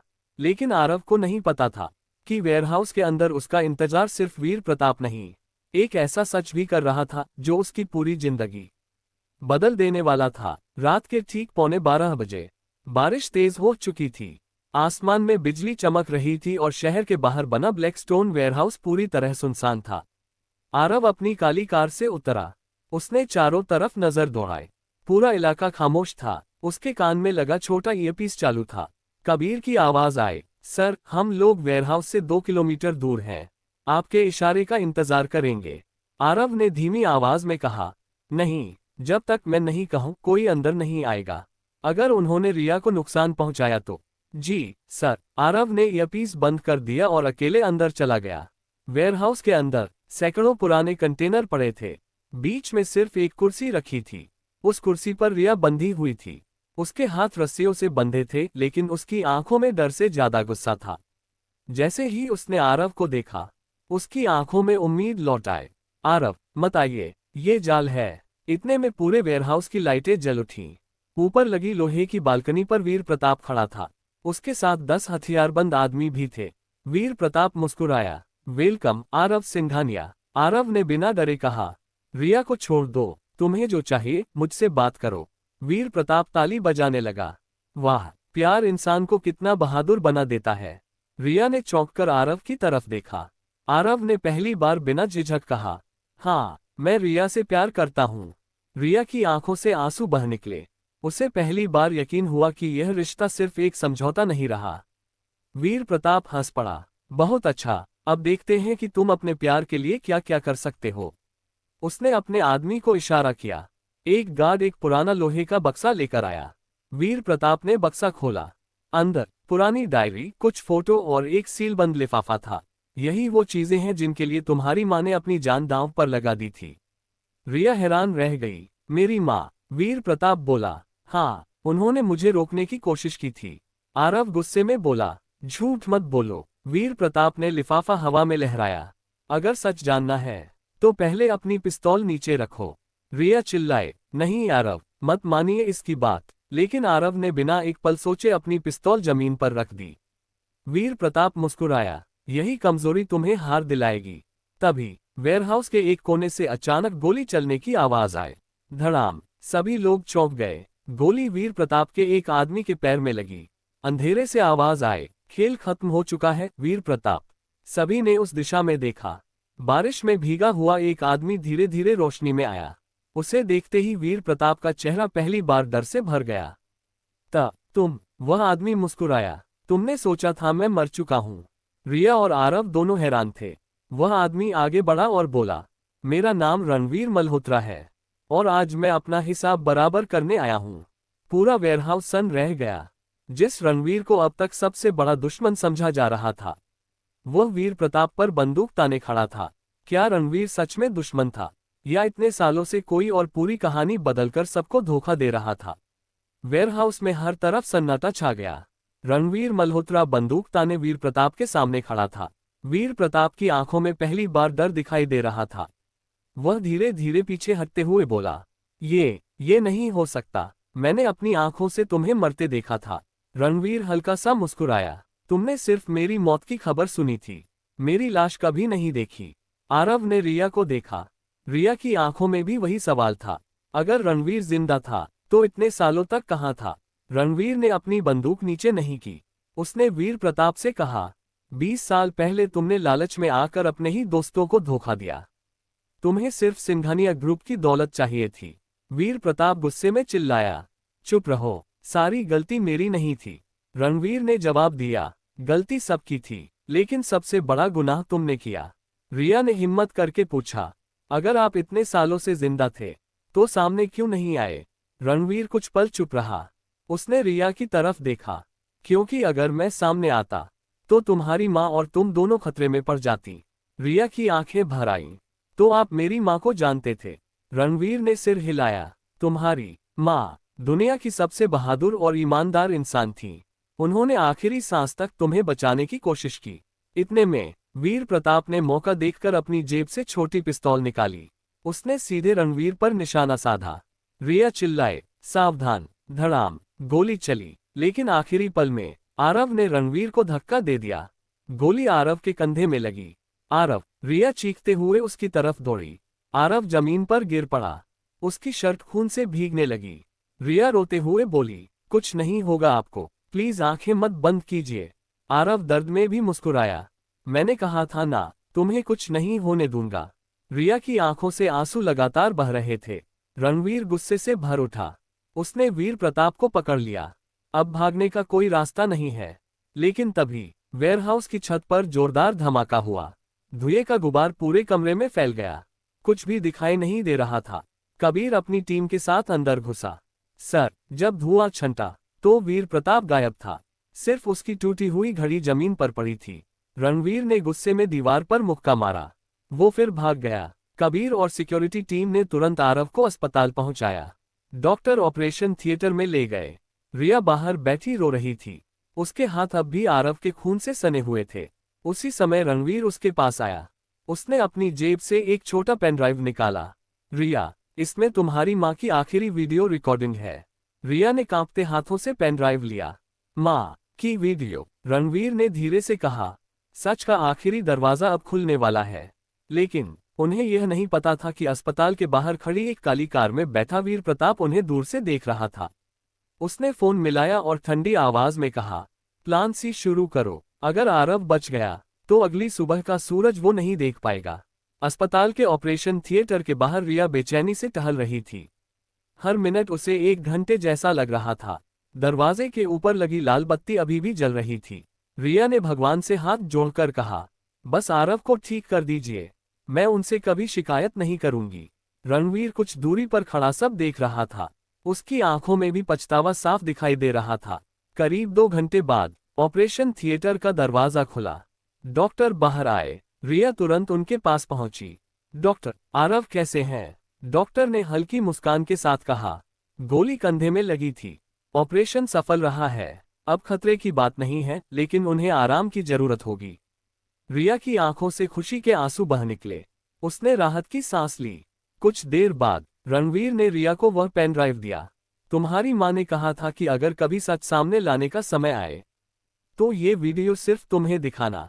रिया ने लैपटॉप खोला। कमरे में सिर्फ रिया, आरव की दादी, कबीर और रणवीर मौजूद थे। वीडियो चलने लगी। स्क्रीन पर रिया की माँ दिखाई दी। उनके चेहरे पर हल्की मुस्कान थी, लेकिन आंखों में चिंता साफ झलक रही थी। उन्होंने कैमरे की तरफ देखकर कहा, अगर मेरी बेटी ये वीडियो देख रही है तो इसका मतलब है कि वो सच के बहुत करीब पहुंच चुकी है। रिया रो पड़ी। माँ, वीडियो में उनकी माँ आगे बोली, रिया, सबसे पहले एक बात याद रखना, हर वो इंसान बुरा नहीं होता जिस पर दुनिया उंगली उठाती है। उन्होंने आगे कहा, रणवीर तुम्हारा दुश्मन नहीं है, उसने हमेशा हमारी मदद की है। रणवीर की आंखें भी भर आईं। फिर वीडियो में उन्होंने कहा, लेकिन वीर प्रताप। कुछ सेकंड के लिए वीडियो रुक गई। स्क्रीन पर रुक रुक कर तस्वीर आने लगी। कबीर ने जल्दी से सिस्टम ठीक किया। वीडियो फिर चलने लगी। उद्धरण चिन्ह ... वीर प्रताप किसी भी हद तक जा सकता है। अगर वो ये वीडियो देखने से पहले तुम तक पहुंच गया तो समझ लेना कि उसकी अगली चाल बहुत खतरनाक होगी। रिया ध्यान से सुन रही थी। तभी वीडियो के आखिर में उसकी मां ने एक और बात कही, रिया, सिंघानिया हवेली के पुराने मंदिर में एक पत्थर की मूर्ति है। उसके नीचे वो सबूत छुपा है जिससे वीर प्रताप हमेशा के लिए कानून के सामने बेनकाब हो सकता है। वीडियो खत्म हो गई। कमरे में सन्नाटा छा गया। उसी समय अस्पताल के बाहर वीर प्रताप अपनी कार में बैठा था। उसके हाथ में एक टैबलेट था। वह अस्पताल के सीसीटीवी कैमरों की लाइव फुटेज देख रहा था। उसने मुस्कुराकर कहा, तो आखिर उन्हें मंदिर का पता चल ही गया। उसने अपने आदमी से कहा, हम उनसे पहले हवेली पहुंचेंगे। अगली सुबह आरव अभी भी अस्पताल में था। रिया ने फैसला किया कि वह दादी और रणवीर के साथ हवेली जाएगी। जैसे ही वे पुराने मंदिर के सामने पहुंचे, रिया ने मूर्ति के नीचे पत्थर हटाया। अंदर एक छोटा लोहे का डिब्बा रखा था। रिया ने कांपते हाथों से डिब्बा खोला। उसमें एक पुरानी हार्ड ड्राइव, कुछ दस्तावेज और एक चाबी थी। लेकिन जैसे ही उसने हार्ड ड्राइव उठाए, मंदिर के बाहर किसी ने ताली बजाई। रिया ने मुड़कर देखा। मंदिर के दरवाजे पर वीर प्रताप खड़ा था। उसके साथ कई हथियारबंद लोग थे। वह मुस्कुराया और बोला, बहुत बहुत धन्यवाद रिया। जो चीज मैं 20 साल से ढूंढ रहा था, वो तुमने खुद मेरे लिए निकाल दी। रिया ने हार्ड ड्राइव को कसकर पकड़ लिया। आरव अस्पताल में था। रणवीर के पास सीमित लोग थे और वीर प्रताप पूरी तैयारी के साथ सामने खड़ा था। अब लड़ाई सिर्फ सच की नहीं, सबूत बचाने की थी। मंदिर के बाहर का माहौल तनाव से भर गया था। वीर प्रताप के लगभग 20 हथियारबंद आदमी चारों तरफ फैल चुके थे। रिया ने हार्ड ड्राइव को अपने सीने से लगा लिया। वीर प्रताप मुस्कुराया, रिया, वो हार्ड ड्राइव मुझे दे दो। रिया ने बिना डरे जवाब दिया, अगर इसमें सिर्फ झूठ है तो तुम इसे पाने के लिए इतने बेचैन क्यों हो? वीर प्रताप का चेहरा सख्त हो गया। आखिरी बार कह रहा हूं, हार्ड ड्राइव मुझे दे दो। रिया ने सिर हिलाया, कभी नहीं। वीर प्रताप ने अपने आदमियों की तरफ देखा। छीन लो। 4 आदमी रिया की तरफ दौड़े। रणवीर तुरंत उसके सामने आकर खड़ा हो गया। जब तक मैं जिंदा हूं कोई रिया को हाथ नहीं लगाएगा। दोनों तरफ के लोग भिड़ गए। मंदिर के आंगन में अफरा तफरी मच गई। कबीर ने रिया का हाथ पकड़ा, रिया, यहां से चलो। दोनों मंदिर के पिछले रास्ते से भागने लगे, लेकिन वीर प्रताप ने उन्हें देख लिया। उन्हें रोक लो। एक नकाबपोश आदमी तेजी से रिया की तरफ बढ़ा। रिया दौड़ते दौड़ते फिसल गई। हार्ड ड्राइव उसके हाथ से छूटकर सीढ़ियों पर गिर गई। नकाबपोश उसे उठाने ही वाला था कि रिया ने पूरी ताकत से उसे धक्का दे दिया। हार्ड ड्राइव फिर उसके हाथ में आ गई। वह फिर दौड़ने लगी। उधर अस्पताल में आरव को होश आ चुका था। उसने सबसे पहला सवाल पूछा, रिया कहाँ है? डॉक्टर ने कहा, आपको आराम करना चाहिए। आरव ने अपनी बांह से लगी ड्रिप निकाल दी। मुझे अभी जाना होगा। डॉक्टर ने रोकने की कोशिश की, लेकिन आरव बिना रुके कमरे से बाहर निकल गया। बाहर उसकी टीम तैयार खड़ी थी। कबीर का फोन लगातार बज रहा था। आरव ने कॉल उठाए। दूसरी तरफ कबीर की घबराई हुई आवाज थी, सर, वीर प्रताप मंदिर पहुंच गया है। रिया खतरे में है। आरव की आंखों में गुस्सा भर गया। मैं 10 मिनट में पहुंच रहा हूं। इधर मंदिर में वीर प्रताप ने रणवीर पर बंदूक तान दी। बहुत हो गया, आज ये कहानी हमेशा के लिए खत्म हो जाएगी। तभी दूर से कई गाड़ियों के आने की आवाज सुनाई दी। धूल उड़ने लगी। काली एसयूवीएस मंदिर के बाहर आकर रुकी। उनमें से आरव उतरा। उसके कंधे पर पट्टी बंधी थी, लेकिन उसके चेहरे पर पहले से ज्यादा दृढ़ता थी। रिया की आंखों में चमक आ गई। आरव ने उसकी तरफ देखकर कहा, मैंने कहा था ना, तुम्हें अकेला नहीं छोड़ूंगा। वीर प्रताप हंस पड़ा। घायल होकर भी आ गए। आरव ने जवाब दिया, तुम्हें रोकने के लिए इतना काफी है। दोनों आमने सामने खड़े थे। हवा तेज चल रही थी। मंदिर की घंटियां अपने आप बजने लगी। वीर प्रताप ने बंदूक उठाई। आरव ने भी अपनी बंदूक निकाल ली। और तभी धड़ाम, एक गोली चली। लेकिन गोली किसे लगी? आरव, वीर प्रताप या रिया, तीनों कुछ पल के लिए वहीं खड़े रह गए। रिया ने धीरे धीरे नीचे देखा। उसके हाथ पर खून की कुछ बूंदें गिर रही थीं, लेकिन वह खून उसका नहीं था। उसने सिर उठाया और सामने का नजारा देखकर उसकी चीख निकल गई। नहीं, रिया की चीख पूरे मंदिर में गूंज उठी। उसने कांपते हुए सामने देखा। जमीन पर रणवीर मल्होत्रा गिरा पड़ा था। गोली उसके सीने के बाईं तरफ लगी थी। उसकी सफेद शर्ट खून से लाल हो चुकी थी। रिया और आरव दोनों उसकी तरफ दौड़े। रिया रोते हुए बोली, रणवीर जी, आंखें खोलिए। रणवीर ने मुश्किल से आंखें खोली। वह हल्का सा मुस्कुराया। रिया, तुम ठीक हो ना? रिया की आंखों से आंसू लगातार बह रहे थे। आपने मेरे लिए गोली क्यों खाए? रणवीर ने धीमी आवाज में कहा, क्योंकि मैंने तुम्हारी मां से वादा किया था, उद्धरण चिन्ह ... कि चाहे कुछ भी हो जाए, मैं तुम्हारी रक्षा करूंगा। ये सुनते ही रिया फूट फूट कर रोने लगी। उधर आरव का गुस्सा अपने चरम पर था। उसने वीर प्रताप की तरफ बंदूक तान दी। आज तुम्हारा खेल खत्म। लेकिन वीर प्रताप हंसने लगा। तुम मुझे नहीं मार सकते आरव। अगर मैं मर गया तो वो राज हमेशा के लिए खत्म हो जाएगा जिसके पीछे तुम इतने दिनों से भाग रहे हो।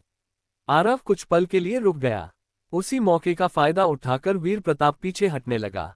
उसके आदमी भी उसे घेरे हुए थे। तभी कबीर चिल्लाया, सर, हार्ड ड्राइव सुरक्षित है। वीर प्रताप का चेहरा बदल गया। क्या? रिया ने हार्ड ड्राइव को कसकर पकड़ रखा था। वह बोली, अब तुम्हारा कोई झूठ नहीं बचेगा। वीर प्रताप गुस्से से चिल्लाया, तुम नहीं जानती उसमें क्या है। रिया ने दृढ़ आवाज में कहा, जो भी होगा आज सबके सामने आएगा। कुछ ही देर बाद पुलिस की गाड़ियों के सायरन सुनाई देने लगे। चारों तरफ पुलिस ने मंदिर को घेर लिया। वीर प्रताप ने भागने की कोशिश की, लेकिन इस बार उसके सारे रास्ते बंद हो चुके थे। इंस्पेक्टर ने कहा, वीर प्रताप चौहान, अपने हथियार नीचे रखो। वीर प्रताप मुस्कुराया, तुम लोग सोचते हो खेल खत्म हो गया। उसने अपनी जेब से एक छोटा रिमोट निकाला। सब हैरान रह गए। वीर प्रताप बोला, अगर मैं हार गया उद्धरण चिन्ह ... तो कोई भी नहीं जीतेगा। उसने रिमोट का बटन दबा दिया। बीप बीप बीप मंदिर के नीचे से तेज आवाज आने लगी। कबीर चिल्लाया, सर, मंदिर के नीचे बम लगाया गया है। चारों तरफ अफरा तफरी मच गई। लोग बाहर भागने लगे। आरव ने तुरंत रिया का हाथ पकड़ लिया। रिया, सबको बाहर निकालो। रिया ने देखा रणवीर अभी भी घायल हालत में अंदर पड़ा था। वह चिल्लाए, नहीं, मैं इन्हें छोड़कर नहीं जाऊंगी। आरव ने बिना एक पल गंवाए रणवीर को अपने कंधे पर उठाया। तीनों बाहर की तरफ भागने लगे, लेकिन मंदिर का मुख्य दरवाजा अचानक अंदर से बंद हो गया। लोहे का भारी गेट उनके सामने गिर चुका था। पीछे टाइमर की आवाज लगातार तेज होती जा रही थी। 1 मिनट 30 सेकंड, सिर्फ 90 सेकंड बचे थे। आरव ने गेट को पूरी ताकत से धक्का दिया, लेकिन वह नहीं खुला। रिया की धड़कन तेज हो गई। क्या वे समय रहते बाहर निकल पाएंगे, या यहीं इस कहानी का अंत होने वाला था? मंदिर के अंदर सन्नाटा और डर एक साथ फैल चुका था। दीवारों के नीचे से लगातार बीप बीप बीप की आवाज आ रही थी। टाइमर तेजी से घट रहा था। 1:25। आरव ने पूरी ताकत से लोहे का गेट धक्का दिया, लेकिन गेट जरा भी नहीं हिला। रिया घबराकर बोली, आरव, अब क्या करेंगे? आरव ने चारों तरफ देखा। घबराओ मत, हर पुराने मंदिर में एक गुप्त रास्ता होता है, उसे ढूंढना होगा। रणवीर, जो घायल था, दर्द से कराहते हुए बोला।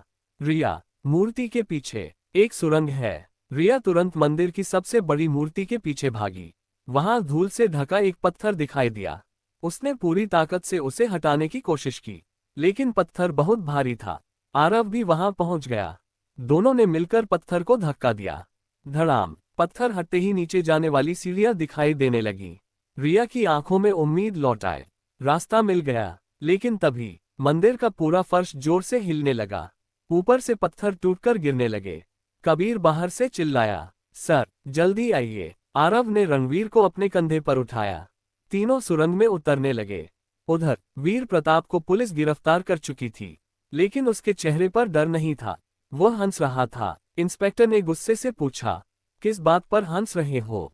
वीर प्रताप बोला, तुम लोग समझ रहे हो कि तुम जीत गए, लेकिन असली खेल अभी शुरू हुआ है। सुरंग के अंदर चारों तरफ अंधेरा था। रिया अपने मोबाइल की टॉर्च जलाकर आगे बढ़ रही थी। दीवारों पर पुराने निशान बने हुए थे। अचानक उसे दीवार पर एक अजीब सा चिन्ह दिखाई दिया, वही चिन्ह जो रणवीर के लॉकेट पर बना था। रिया ने पूछा, ये निशान यहाँ कैसे? रणवीर ने दर्द में भी मुस्कुराते हुए कहा, क्योंकि ये सुरंग हमारे परिवार ने बनवाई थी। आरव चौंक गया, मतलब ये सब पहले से प्लान था? रणवीर ने धीरे से कहा, अगर कभी सच छुपाना पड़े तो इसी रास्ते से सबूत बाहर ले जाए जाते थे। रिया को एहसास हुआ, उसकी मां ने सचमुच हर कदम पहले से सोच रखा था। करीब 10 मिनट बाद तीनों सुरंग से बाहर निकल आए। जैसे ही वे बाहर पहुंचे, धड़ाम, पीछे मंदिर में जोरदार धमाका हुआ। आसमान में धूल और धुआं भर गया। रिया पीछे मुड़ी। जिस मंदिर में उसकी मां का सबसे बड़ा राज छुपा था, वह अब मलबे में बदल चुका था। उसकी आंखों से आंसू बहने लगे। सब खत्म हो गया। आरव ने उसके कंधे पर हाथ रखा। नहीं, जब तक हमारे पास हार्ड ड्राइव है, सच जिंदा है। उसी समय कबीर दौड़ता हुआ उनके पास आया। सर, बड़ी समस्या हो गई। आरव ने पूछा, क्या हुआ? कबीर ने घबराकर कहा, हार्ड ड्राइव गायब है। रिया के हाथ खाली थे। उसने नीचे देखा। सुरंग से निकलते समय हार्ड ड्राइव कहीं गिर चुकी थी। तीनों के चेहरों का रंग उड़ गया। उसी पल एक काले दस्ताने वाला हाथ मलबे के पास दिखाई दिया। उसने वही हार्ड ड्राइव उठाए और अंधेरे में गायब हो गया। उसे किसी ने नहीं देखा, सिर्फ उसकी उंगली में चमक रही सिंह के निशान वाली अंगूठी दिखाई दी। यानी वीर प्रताप के अलावा भी कोई था जो शुरू से इस खेल का हिस्सा था। धमाके के बाद चारों तरफ धुआं ही धुआं था। रिया बार बार अपने हाथों को देख रही थी। नहीं, हार्ड ड्राइव मेरे हाथ में थी, फिर अचानक कैसे गायब हो गई। आरव ने शांत रहने की कोशिश की। घबराओ मत, जिसने भी उसे लिया है उसने जल्दबाजी में गलती जरूर की होगी। उसी समय कबीर को जमीन पर एक छोटी सी चीज दिखाई दी। वह झुककर उसे उठाने लगा। सर, ये देखिए। आरव ने उसके हाथ से वह चीज ली। वह एक सुनहरे बटन का टूटा हुआ हिस्सा था जिस पर सिंह का निशान बना हुआ था। रणवीर उसे देखते ही चौंक गया। उसका चेहरा एकदम गंभीर हो गया। रिया ने पूछा, आप इस निशान को पहचानते हैं? रणवीर ने गहरी सांस ली। हाँ, और काश मैं इसे कभी न पहचानता। ये लॉ एंड ऑर्डर का निशान है। रिया हैरान रह गई। Law and order? रणवीर ने कहा, यह कोई कंपनी या परिवार नहीं, बल्कि एक गुप्त संगठन है। सालों से बड़े बड़े उद्योगपतियों, नेताओं और ताकतवर लोगों को अपने इशारों पर चलाने वाला संगठन। आरव ने गंभीर होकर पूछा, क्या वीर प्रताप भी उसी संगठन का हिस्सा है? रणवीर ने सिर हिलाया। हाँ, लेकिन वह सिर्फ एक सदस्य है। असल आदेश कोई और देता है। उसी समय एक सुनसान पहाड़ी इलाके में बने आलीशान बंगले के अंदर काले सूट पहने एक आदमी ने मेज पर हार्ड ड्राइव रखी। कमरे में 5 लोग बैठे थे। सबके हाथों में सिंह वाली अंगूठी थी। सबसे आगे बैठा आदमी बोला, आखिरकार 20 साल बाद ये हार्ड ड्राइव हमारे हाथ लग ही गई। उसने अपना चेहरा अब भी अंधेरे में छिपा रखा था। एक दूसरा आदमी बोला, सर, क्या इसे अभी खोल दें? वह आदमी मुस्कुराया, नहीं, पहले ये पक्का कर लो कि आरव और रिया यहाँ तक कभी न पहुंचे। इधर रिया को अचानक अपनी माँ की डायरी याद आई। उसने जल्दी से बैग खोला। डायरी अब भी उसके पास थी। उसने आखिरी पन्ना फिर से पढ़ा, लेकिन इस बार उसे पन्ने के किनारे बहुत छोटे अक्षरों में कुछ लिखा दिखाई दिया। उसने मोबाइल की टॉर्च जलाई। वहां लिखा था, अगर हार्ड ड्राइव खो जाए तो सच की दूसरी चाबी मेरी पसंदीदा जगह पर मिलेगी। रिया खुशी से चिल्लाए, आरव, माँ ने दूसरा सुराग छोड़ा था। आरव ने पूछा, उन्होंने जगह का नाम लिखा है? रिया ने पन्ना ध्यान से पढ़ा। उस पर सिर्फ 2 शब्द लिखे थे, नीली झील। रणवीर की आंखें फैल गईं। नहीं, रिया ने पूछा, क्या हुआ? रणवीर बोला, नीली झील वही जगह है जहां 20 साल पहले सब कुछ शुरू हुआ था। कमरे में सन्नाटा छा गया। आरव ने तुरंत फैसला लिया, हम आज रात ही वहां जाएंगे। उन्हें यह नहीं पता था कि हवेली की छत पर खड़ा एक आदमी दूरबीन से उन तीनों को देख रहा था। उसने फोन मिलाया, सर, वे लोग नीली झील की तरफ निकलने वाले हैं। फोन के दूसरी तरफ से सिर्फ एक जवाब आया, उन्हें वहां पहुंचने दो, क्योंकि इस बार वे सच नहीं मौत पाएंगे। रिया को अभी तक अंदाजा नहीं था कि नीली झील सिर्फ एक जगह नहीं, उसकी किस्मत बदलने वाला मोड़ थी। रात के 11 बजे आरव, रिया, कबीर और रणवीर 2 काली एसयूवीएस में बैठकर नीली झील की ओर निकल पड़े। शहर की रोशनी धीरे धीरे पीछे छूटती जा रही थी। जितना वे आगे बढ़ रहे थे, सड़क उतनी ही सुनसान होती जा रही थी। करीब 1.5 घंटे बाद गाड़ियां एक पुराने लोहे के गेट के सामने रुकी। गेट पर जंग लगी हुई थी। उस पर एक पत्थर की पट्टिका लगी थी जिस पर धुंधले अक्षरों में लिखा था, प्रवेश वर्जित। रिया ने धीरे से पूछा, क्या यही है नीली झील? रणवीर ने चारों तरफ देखते हुए कहा, हाँ, लेकिन 20 साल पहले यहाँ एक बहुत बड़ा फार्म हाउस हुआ करता था। अब सिर्फ उसके खंडहर बचे हैं। जैसे ही वे अंदर पहुंचे, ठंडी हवा का तेज झोंका चला। झील का पानी चांदनी में नीला चमक रहा था। रिया को अचानक अजीब सा एहसास हुआ। उसे लगा जैसे वह पहले भी यहाँ आ चुकी है। उसने अपना सिर पकड़ लिया। आरव तुरंत उसके पास आया। रिया, क्या हुआ? रिया ने आंखें बंद कर लीं। उसके दिमाग में कुछ धुंधली तस्वीरें उभरने लगीं। एक छोटी बच्ची, बारिश, एक औरत उसे गोद में उठाकर भाग रही है, और दूर से किसी की आवाज, रिया को बचाओ, जल्दी। रिया की आंखें खुल गईं।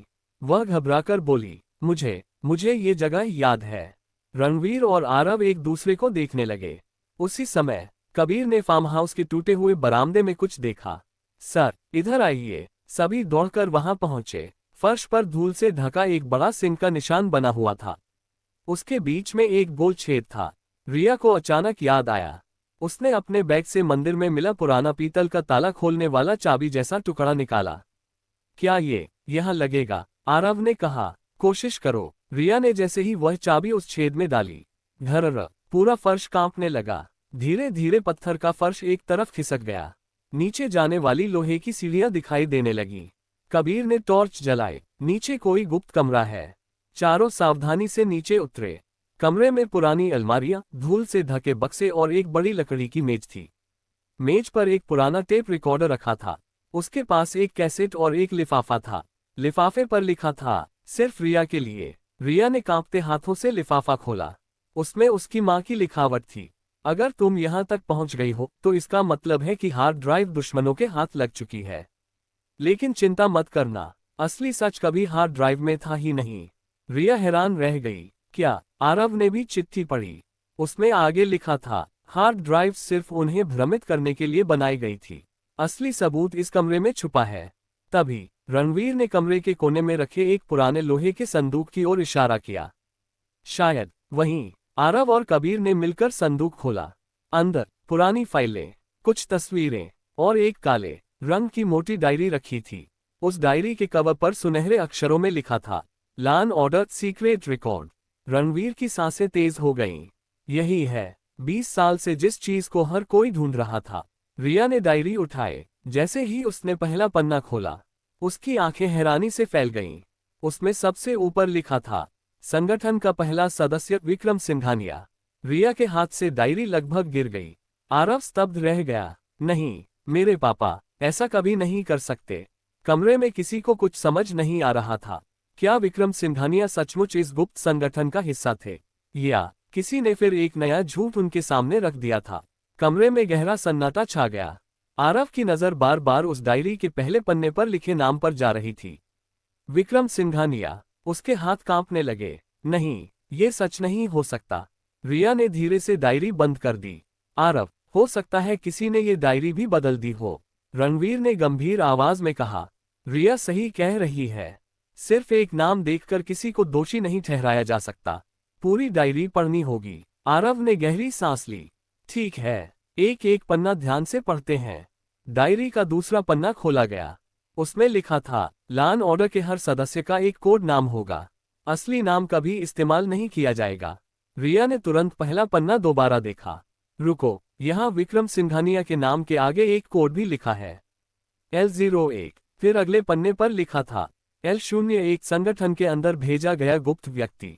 कबीर हैरान रह गया। मतलब? रणवीर ने बात पूरी की।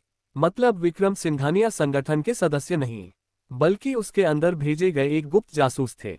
आरव की आंखों में आंसू आ गए। तो पापा गद्दार नहीं थे? रिया ने मुस्कुराते हुए कहा। उन्होंने अंदर रहकर सच इकट्ठा किया था। अचानक डायरी के बीच से एक पुरानी फोटो नीचे गिर गई।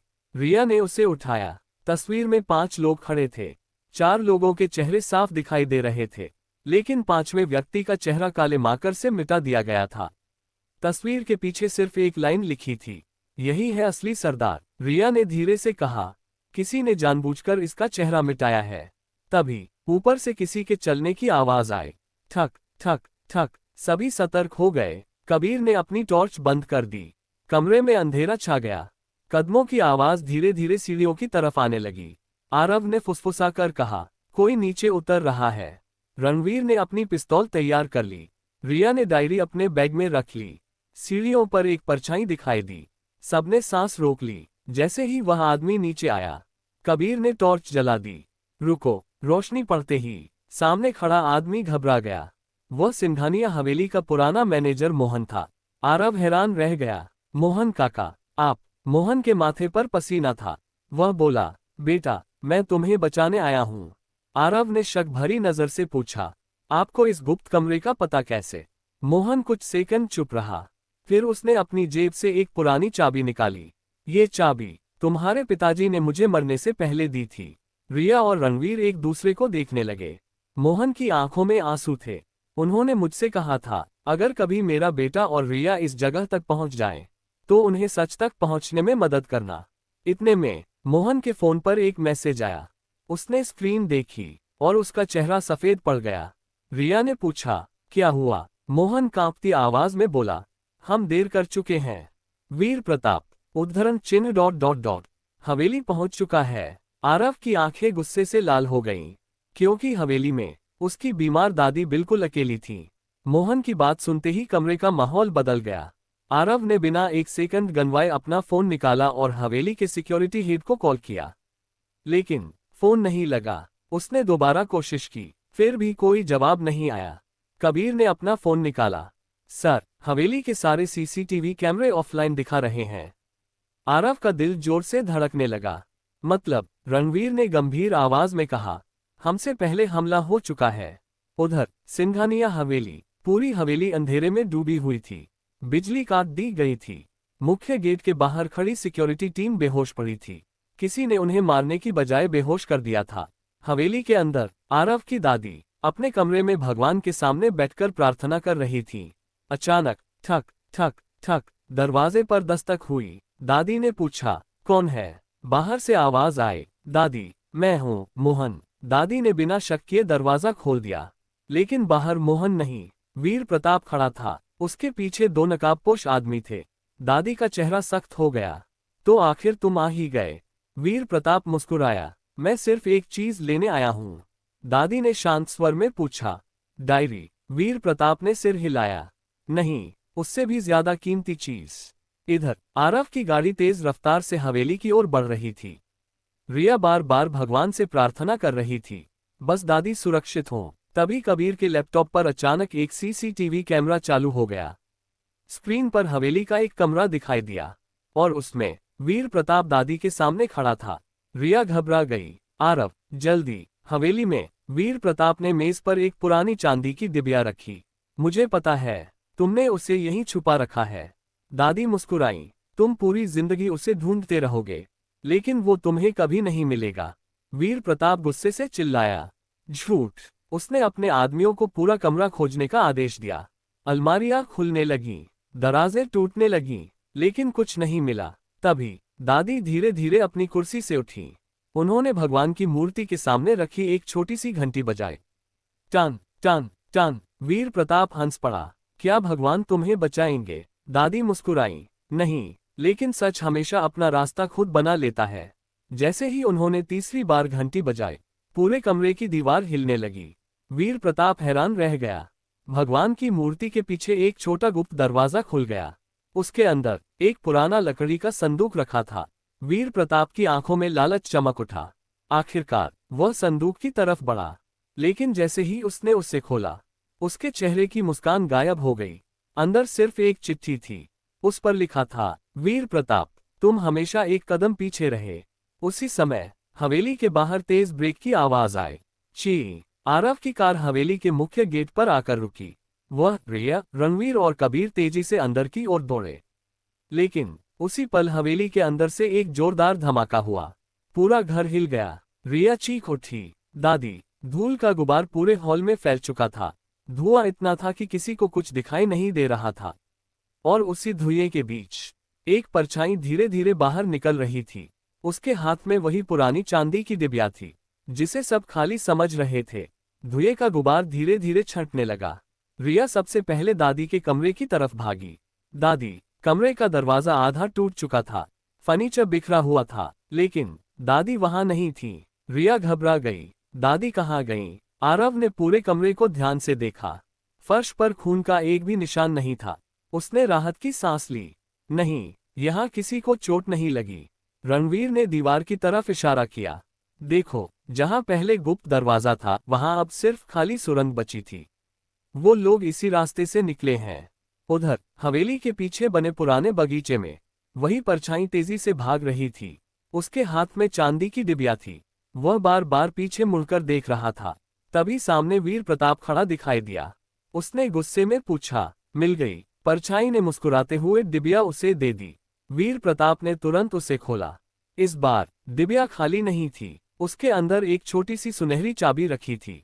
चाबी पर सिर्फ 2 अक्षर खुदे थे, SV। वीर प्रताप की आंखों में चमक आ गई। आखिरकार सिंघानिया वॉल्ट की चाबी। इधर रिया को दादी के कमरे की मेज पर एक कागज मिला। वह शायद जल्दी में लिखा गया था। उस पर लिखा था, रिया, अगर तुम ये पढ़ रही हो तो समझो मैं सुरक्षित हूँ। वीर प्रताप को चाबी मिल गई है, लेकिन उसे ये नहीं पता कि असली ताला कहाँ है। वॉल्ट खोलने के लिए सिर्फ चाबी नहीं, एक कोड भी चाहिए, और वो कोड सिर्फ तुम्हें पता चल सकता है। रिया हैरान रह गई, लेकिन मुझे तो कोई कोड नहीं पता। रणवीर अचानक बोला, रुको, तुम्हारी माँ की डायरी। रिया ने तुरंत बैग खोला। डायरी के आखिरी पन्ने पर उंगलियां फेरते ही उसे कुछ उभरे हुए निशान महसूस हुए। आरव ने टॉर्च की रोशनी डाली। धीरे धीरे छिपे हुए अंक दिखाई देने लगे। 9 अगस्त 27। रिया ने कहा, ये क्या है? आरव सोचने लगा, ये किसी तारीख जैसा लग रहा है। लेकिन रणवीर ने तुरंत सिर हिलाया, नहीं, ये वॉल्ट का पहला कोड है। उसी समय वीर प्रताप अपनी गाड़ी में बैठ चुका था। उसने चाबी को गौर से देखा। उसके साथ बैठा आदमी बोला, सर, अब हम सीधे वॉल्ट चलें। वीर प्रताप मुस्कुराया, नहीं, अभी नहीं, रिया के बिना वॉल्ट नहीं खुलेगा। उस आदमी ने हैरानी से पूछा, क्यों? वीर प्रताप ने जवाब दिया, क्योंकि आखिरी सुरक्षा प्रणाली उद्धरण चिन्ह ... सिर्फ रिया के हाथों से खुलती है। उधर हवेली में अचानक सारी लाइटें जल उठीं। मुख्य हॉल के बड़े टीवी अपने आप ऑन हो गए। स्क्रीन पर एक लाइव वीडियो दिखाई दिया। वीर प्रताप कैमरे के सामने बैठा था। उसने मुस्कुराकर कहा, रिया, बधाई हो, तुमने मुझे वॉल्ट तक पहुंचने की आखिरी चाबी दिला दी। रिया गुस्से में बोली, तुम कभी सफल नहीं होगे। वीर प्रताप हंसने लगा, सफल तो मैं पहले ही हो चुका हूं, अब बस तुम्हारा इंतजार है। फिर उसने कैमरे के सामने एक कुर्सी घुमाई। उस कुर्सी पर आरव की दादी रस्सियों से बंधी हुई बैठी थी। रिया की आंखों से आंसू निकल पड़े। दादी! वीर प्रताप की आवाज पूरे हॉल में गूंज उठी। अगर अपनी दादी को जिंदा देखना चाहती हो, उद्धरण चिन्ह ... तो कल सुबह ठीक 10 बजे अकेली सिंघानिया वॉल्ट पहुंचना। अगर आरव या पुलिस को साथ लाए, उद्धरण चिन्ह ... तो तुम्हें सिर्फ उनकी आखिरी तस्वीर मिलेगी। वीडियो अचानक बंद हो गया। पूरे हॉल में सन्नाटा छा गया। रिया ने अपनी मुट्ठियां भींच लीं। उसने मन ही मन फैसला कर लिया, वह अकेले जाएगी। लेकिन उसने ये फैसला किसी को नहीं बताया।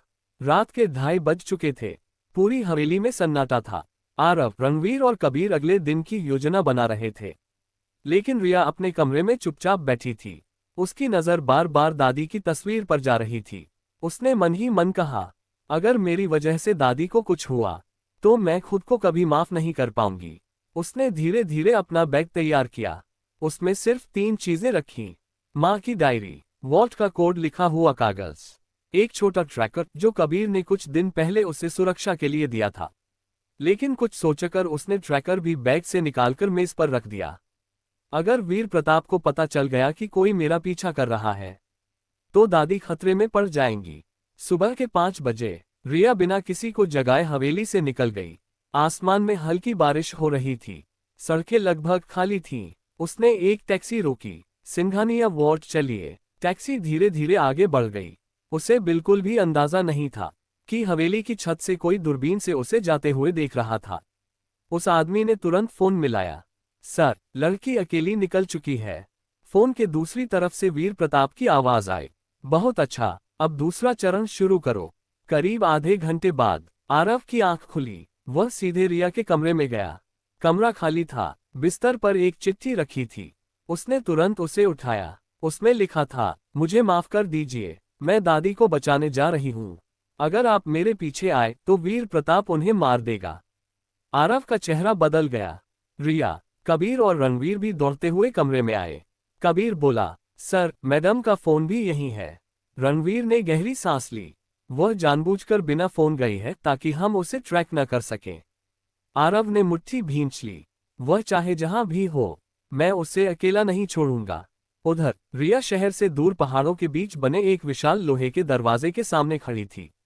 दरवाजे पर बड़े अक्षरों में लिखा था, सिंघानिया प्राइवेट वॉल्ट। उसने चारों तरफ देखा। पूरा इलाका सुनसान था। अचानक स्पीकर से आवाज आई, स्वागत है रिया, तुमने मेरी बात मान ली। लोहे का विशाल दरवाजा धीरे धीरे खुलने लगा। रिया ने हिम्मत जुटाई और अंदर चली गई। दरवाजा उसके पीछे अपने आप बंद हो गया।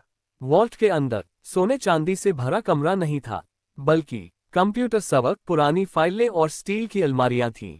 कमरे के बीचों बीच दादी कुर्सी से बंधी हुई बैठी थी। रिया उन्हें देखकर दौड़ी। दादी! तभी चारों तरफ से दर्जनों हथियारबंद लोग बाहर आ गए। सबने रिया को घेर लिया। वीर प्रताप धीरे धीरे ताली बजाता हुआ सामने आया।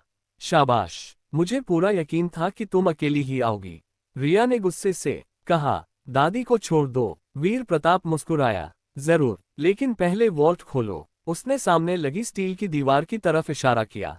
वहां एक बायोमेट्रिक स्कैनर और कोड पैनल लगा हुआ था। रिया ने हैरानी से पूछा, ये तो आधुनिक सिस्टम है। वीर प्रताप हंस पड़ा। तुम्हारी माँ ने पुराने राजों को नई तकनीक में छिपाया था। अब कोड डालो। रिया धीरे धीरे मशीन के पास पहुंची। उसने कांपते हाथों से पहला कोड दर्ज किया। 9 अगस्त 27। मशीन से आवाज आई, पहला सत्यापित। अचानक दीवार का एक छोटा हिस्सा खुला। उसके अंदर एक और स्क्रीन जल उठी। उस पर लिखा था, दूसरा कोड दर्ज करें। रिया स्तब्ध रह गई। दूसरा कोड? उसे तो सिर्फ पहला कोड ही पता था। वीर प्रताप का चेहरा भी बदल गया। उसी क्षण वॉल्ट की सभी लाइटें बुझ गईं और अंधेरे में एक जानी पहचानी आवाज गूंजी। दूसरा कोड सिर्फ मुझे पता है। रिया ने आश्चर्य से आवाज की दिशा में देखा। आरव, पूरे वॉल्ट में अंधेरा छा गया। सिर्फ इमरजेंसी लाल लाइटें जल रही थीं। रिया ने कांपती आवाज में पुकारा, आरव, क्या सच में आप हैं? अंधेरे से एक परछाई धीरे धीरे आगे बढ़ी। जैसे ही रोशनी उसके चेहरे पर पड़ी, रिया की आंखों में खुशी के आंसू आ गए। वह सचमुच आरव था। वीर प्रताप गुस्से से चिल्लाया, असंभव, तुम यहाँ कैसे पहुंचे? आरव मुस्कुराया, तुम्हें लगा सिर्फ तुम ही चाल चलना जानते हो। रिया के कमरे में रखी चिट्ठी मुझे मिली, लेकिन उसने एक गलती कर दी थी। रिया हैरान होकर बोली, मैंने कौन सी गलती की? आरव ने उसकी तरफ देखा। तुमने जिस टैक्सी में सफर किया, उसका नंबर मैंने सिक्योरिटी कैमरों से पता कर लिया। बाकी रास्ता ढूंढना मुश्किल नहीं था। वीर प्रताप का चेहरा तमतमा उठा। वीर प्रताप ने तुरंत अपने आदमियों को आदेश दिया, उसे पकड़ लो। 4 हथियारबंद लोग आरव की तरफ दौड़े, लेकिन तभी ऊपर लगी लोहे की ग्रिल टूटकर खुल गई। कबीर और उसकी सिक्योरिटी टीम रस्सियों के सहारे नीचे उतर आए। कुछ ही सेकंड में पूरे वॉल्ट में हाथापाई शुरू हो गई। रिया ने मौका देखकर दादी की रस्सियां खोल दी। दादी, जल्दी आइए। दादी मुश्किल से खड़ी हो पाई। इसी बीच रणवीर भी दूसरे दरवाजे से अंदर आ गया। उसने वीर प्रताप पर बंदूक तान दी। इस बार भागने का कोई रास्ता नहीं, लेकिन वीर प्रताप बिल्कुल नहीं घबराया। वह मुस्कुराया, तुम लोग अभी भी समझ नहीं पाए। उसने अपनी घड़ी का एक बटन दबाया। पूरे वॉल्ट में तेज सायरन बजने लगा। सुरक्षा प्रणाली सक्रिय। 30 मिनट बाद वॉल्ट स्थायी रूप से लॉक हो जाएगा। स्टील के भारी दरवाजे धीरे धीरे बंद होने लगे। कबीर चिल्लाया, सर, अगर वॉल्ट लॉक हो गया तो हम सब अंदर फंस जाएंगे। आरव ने तुरंत रिया का हाथ पकड़ा। दूसरा कोड क्या है? रिया ने सिर हिलाया, मुझे नहीं पता। दादी ने अचानक कहा, मुझे शायद याद है। सब उनकी तरफ देखने लगे। दादी बोली, तुम्हारी माँ हमेशा कहती थी, पहला कोड जन्म की तारीख है, दूसरा उस दिन की तारीख होगी जिस दिन सच को हमेशा के लिए छुपाया गया था। रिया सोच में पड़ गई, लेकिन वो तारीख कौन सी थी? तभी रणवीर धीरे धीरे बोला, 15 अगस्त, नहीं, 26 जनवरी। उसने सिर पकड़ लिया, नहीं, मुझे याद नहीं। समय तेजी से बीत रहा था। स्क्रीन पर काउंटडाउन शुरू हो चुका था। 29, 12, 29, 11, 29, 10। वीर प्रताप जोर जोर से हंसने लगा। कोड कभी नहीं मिलेगा और कुछ ही देर में तुम सब हमेशा के लिए यहीं कैद हो जाओगे। उसी समय रिया की नजर अपनी माँ की डायरी पर पड़ी। डायरी के आखिरी पन्ने से एक छोटा सा सूखा नीला फूल नीचे गिरा। रिया उसे देखते ही ठिठक गई। उसके दिमाग में अचानक बचपन की एक धुंधली याद चमकी। उसने धीरे धीरे कहा, नीली झील, 14 नवंबर। रणवीर की आंखें फैल गईं। हाँ, उसी दिन। रिया कांपते हाथों से मशीन के पास पहुंची। उसने स्क्रीन पर दूसरा कोड टाइप किया, 14 to 11। मशीन कुछ सेकंड तक शांत रही। फिर अचानक पूरी दीवार हिलने लगी। स्क्रीन पर शब्द उभरे, दूसरा कोड स्वीकार किया गया। लेकिन उसी क्षण स्टील के वॉल्ट के बीचों बीच जमीन खुल गई। नीचे से एक काला स्टील का बॉक्स धीरे धीरे ऊपर आने लगा। वीर प्रताप की आंखों में लालच चमक उठा। वह चिल्लाया, यही है, 20 साल से मैं इसी का इंतजार कर रहा था।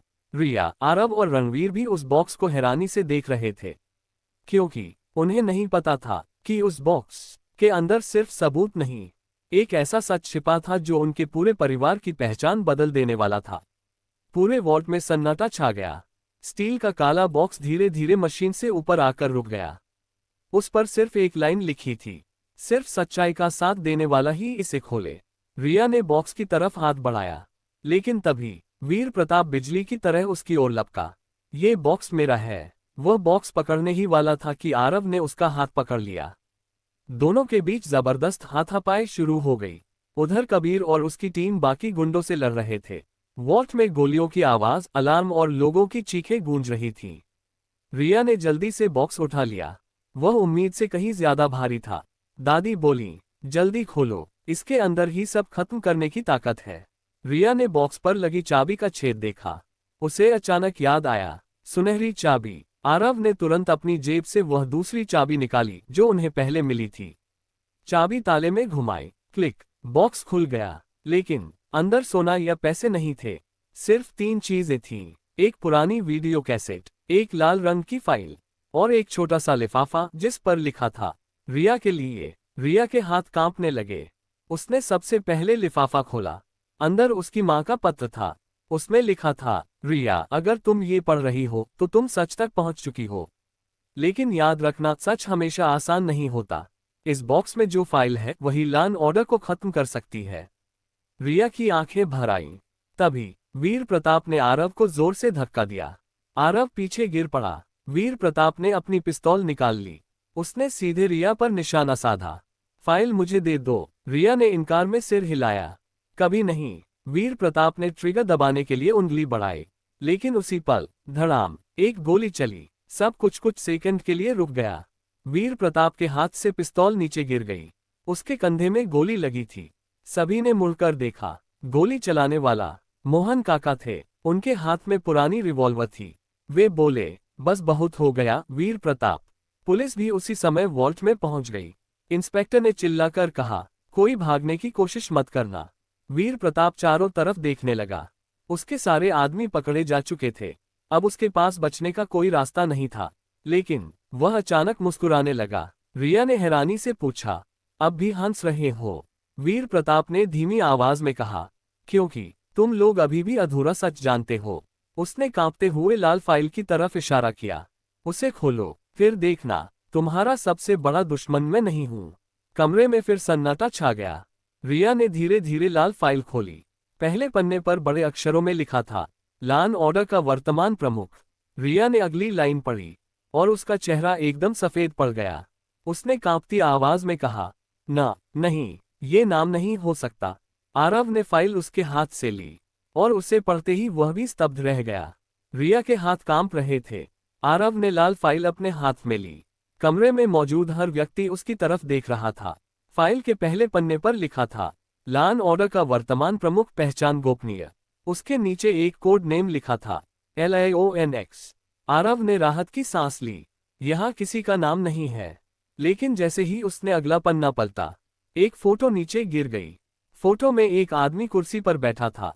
उसका चेहरा आधा अंधेरे में था, लेकिन उसकी उंगली में वही सिंह वाली अंगूठी चमक रही थी। रिया ने फोटो के पीछे लिखा हुआ पढ़ा, अगर यह फाइल तुम्हारे हाथ में है तो समझो LIONX अब भी जिंदा है। किसी पर भी आंख बंद करके भरोसा मत करना। इतने में मोहन काका अचानक पीछे हटने लगे। कबीर ने गौर किया, मोहन काका, आप कहाँ जा रहे हैं? मोहन घबरा गए। माँ, मैं पुलिस को बाहर बुलाने जा रहा हूँ। लेकिन रणवीर की नजर उनके हाथ पर पड़ी। उनकी उंगली में वही सिंह वाली अंगूठी थी। रणवीर जोर से चिल्लाया, रुको। सभी की नजर मोहन के हाथ पर गई। आरव की आंखें फैल गईं। ये अंगूठी। मोहन कुछ पल चुप रहे। फिर उन्होंने धीरे धीरे अंगूठी उतारकर जमीन पर फेंक दी। अब छुपाने का कोई फायदा नहीं। रिया हैरानी से बोली, क्या आप भी लॉ एंड ऑर्डर के सदस्य हैं? मोहन ने सिर झुका लिया। हाँ, लेकिन मैं कभी उनकी सोच का हिस्सा नहीं था। उन्होंने गहरी सांस ली। मैं वर्षों तक संगठन के अंदर रहकर विक्रम सिंघानिया की मदद करता रहा। यही वजह थी कि मैं तुम्हारे पिता के हर राज से वाकिफ था। आरव ने पूछा, तो LIONX कौन है? मोहन ने जवाब देने के लिए मुंह खोला ही था कि धड़ाम, वॉल्ट की छत पर जोरदार विस्फोट हुआ। धूल और मलबा नीचे गिरने लगा। बिजली चली गई। पूरा वॉल्ट अंधेरे में डूब गया। कुछ सेकंड बाद इमरजेंसी लाइटें जल उठीं। सबने चारों तरफ देखा। वीर प्रताप गायब था और लाल फाइल भी गायब थी। कबीर चिल्लाया, सर, किसी ने अंधेरे का फायदा उठाकर उसे भगा दिया। उसी समय स्पीकर से एक भारी आवाज पूरे वॉल्ट में गूंज उठी, वीर प्रताप सिर्फ एक मोहरा था। अगर मुझे रोकना है उद्धरण चिन्ह ... तो पहले मुझे ढूंढना सीखो। रिया ने गुस्से में पूछा, कौन हो तुम? कुछ सेकंड तक सन्नाटा रहा। फिर वही आवाज आई, मैं हूं लायन एक्स। स्पीकर बंद हो गया। कमरे में फिर खामोशी छा गई। आरव ने मुट्ठी भींच ली। अब उन्हें समझ आ चुका था, असल लड़ाई अब शुरू हुई थी। वीर प्रताप हार चुका था, लेकिन उसका मालिक अभी भी आजाद था, और वही उनके परिवार का सबसे बड़ा दुश्मन था। सीजन 1 समाप्त। Season 2 the billionaire secret wife rise of LIONX।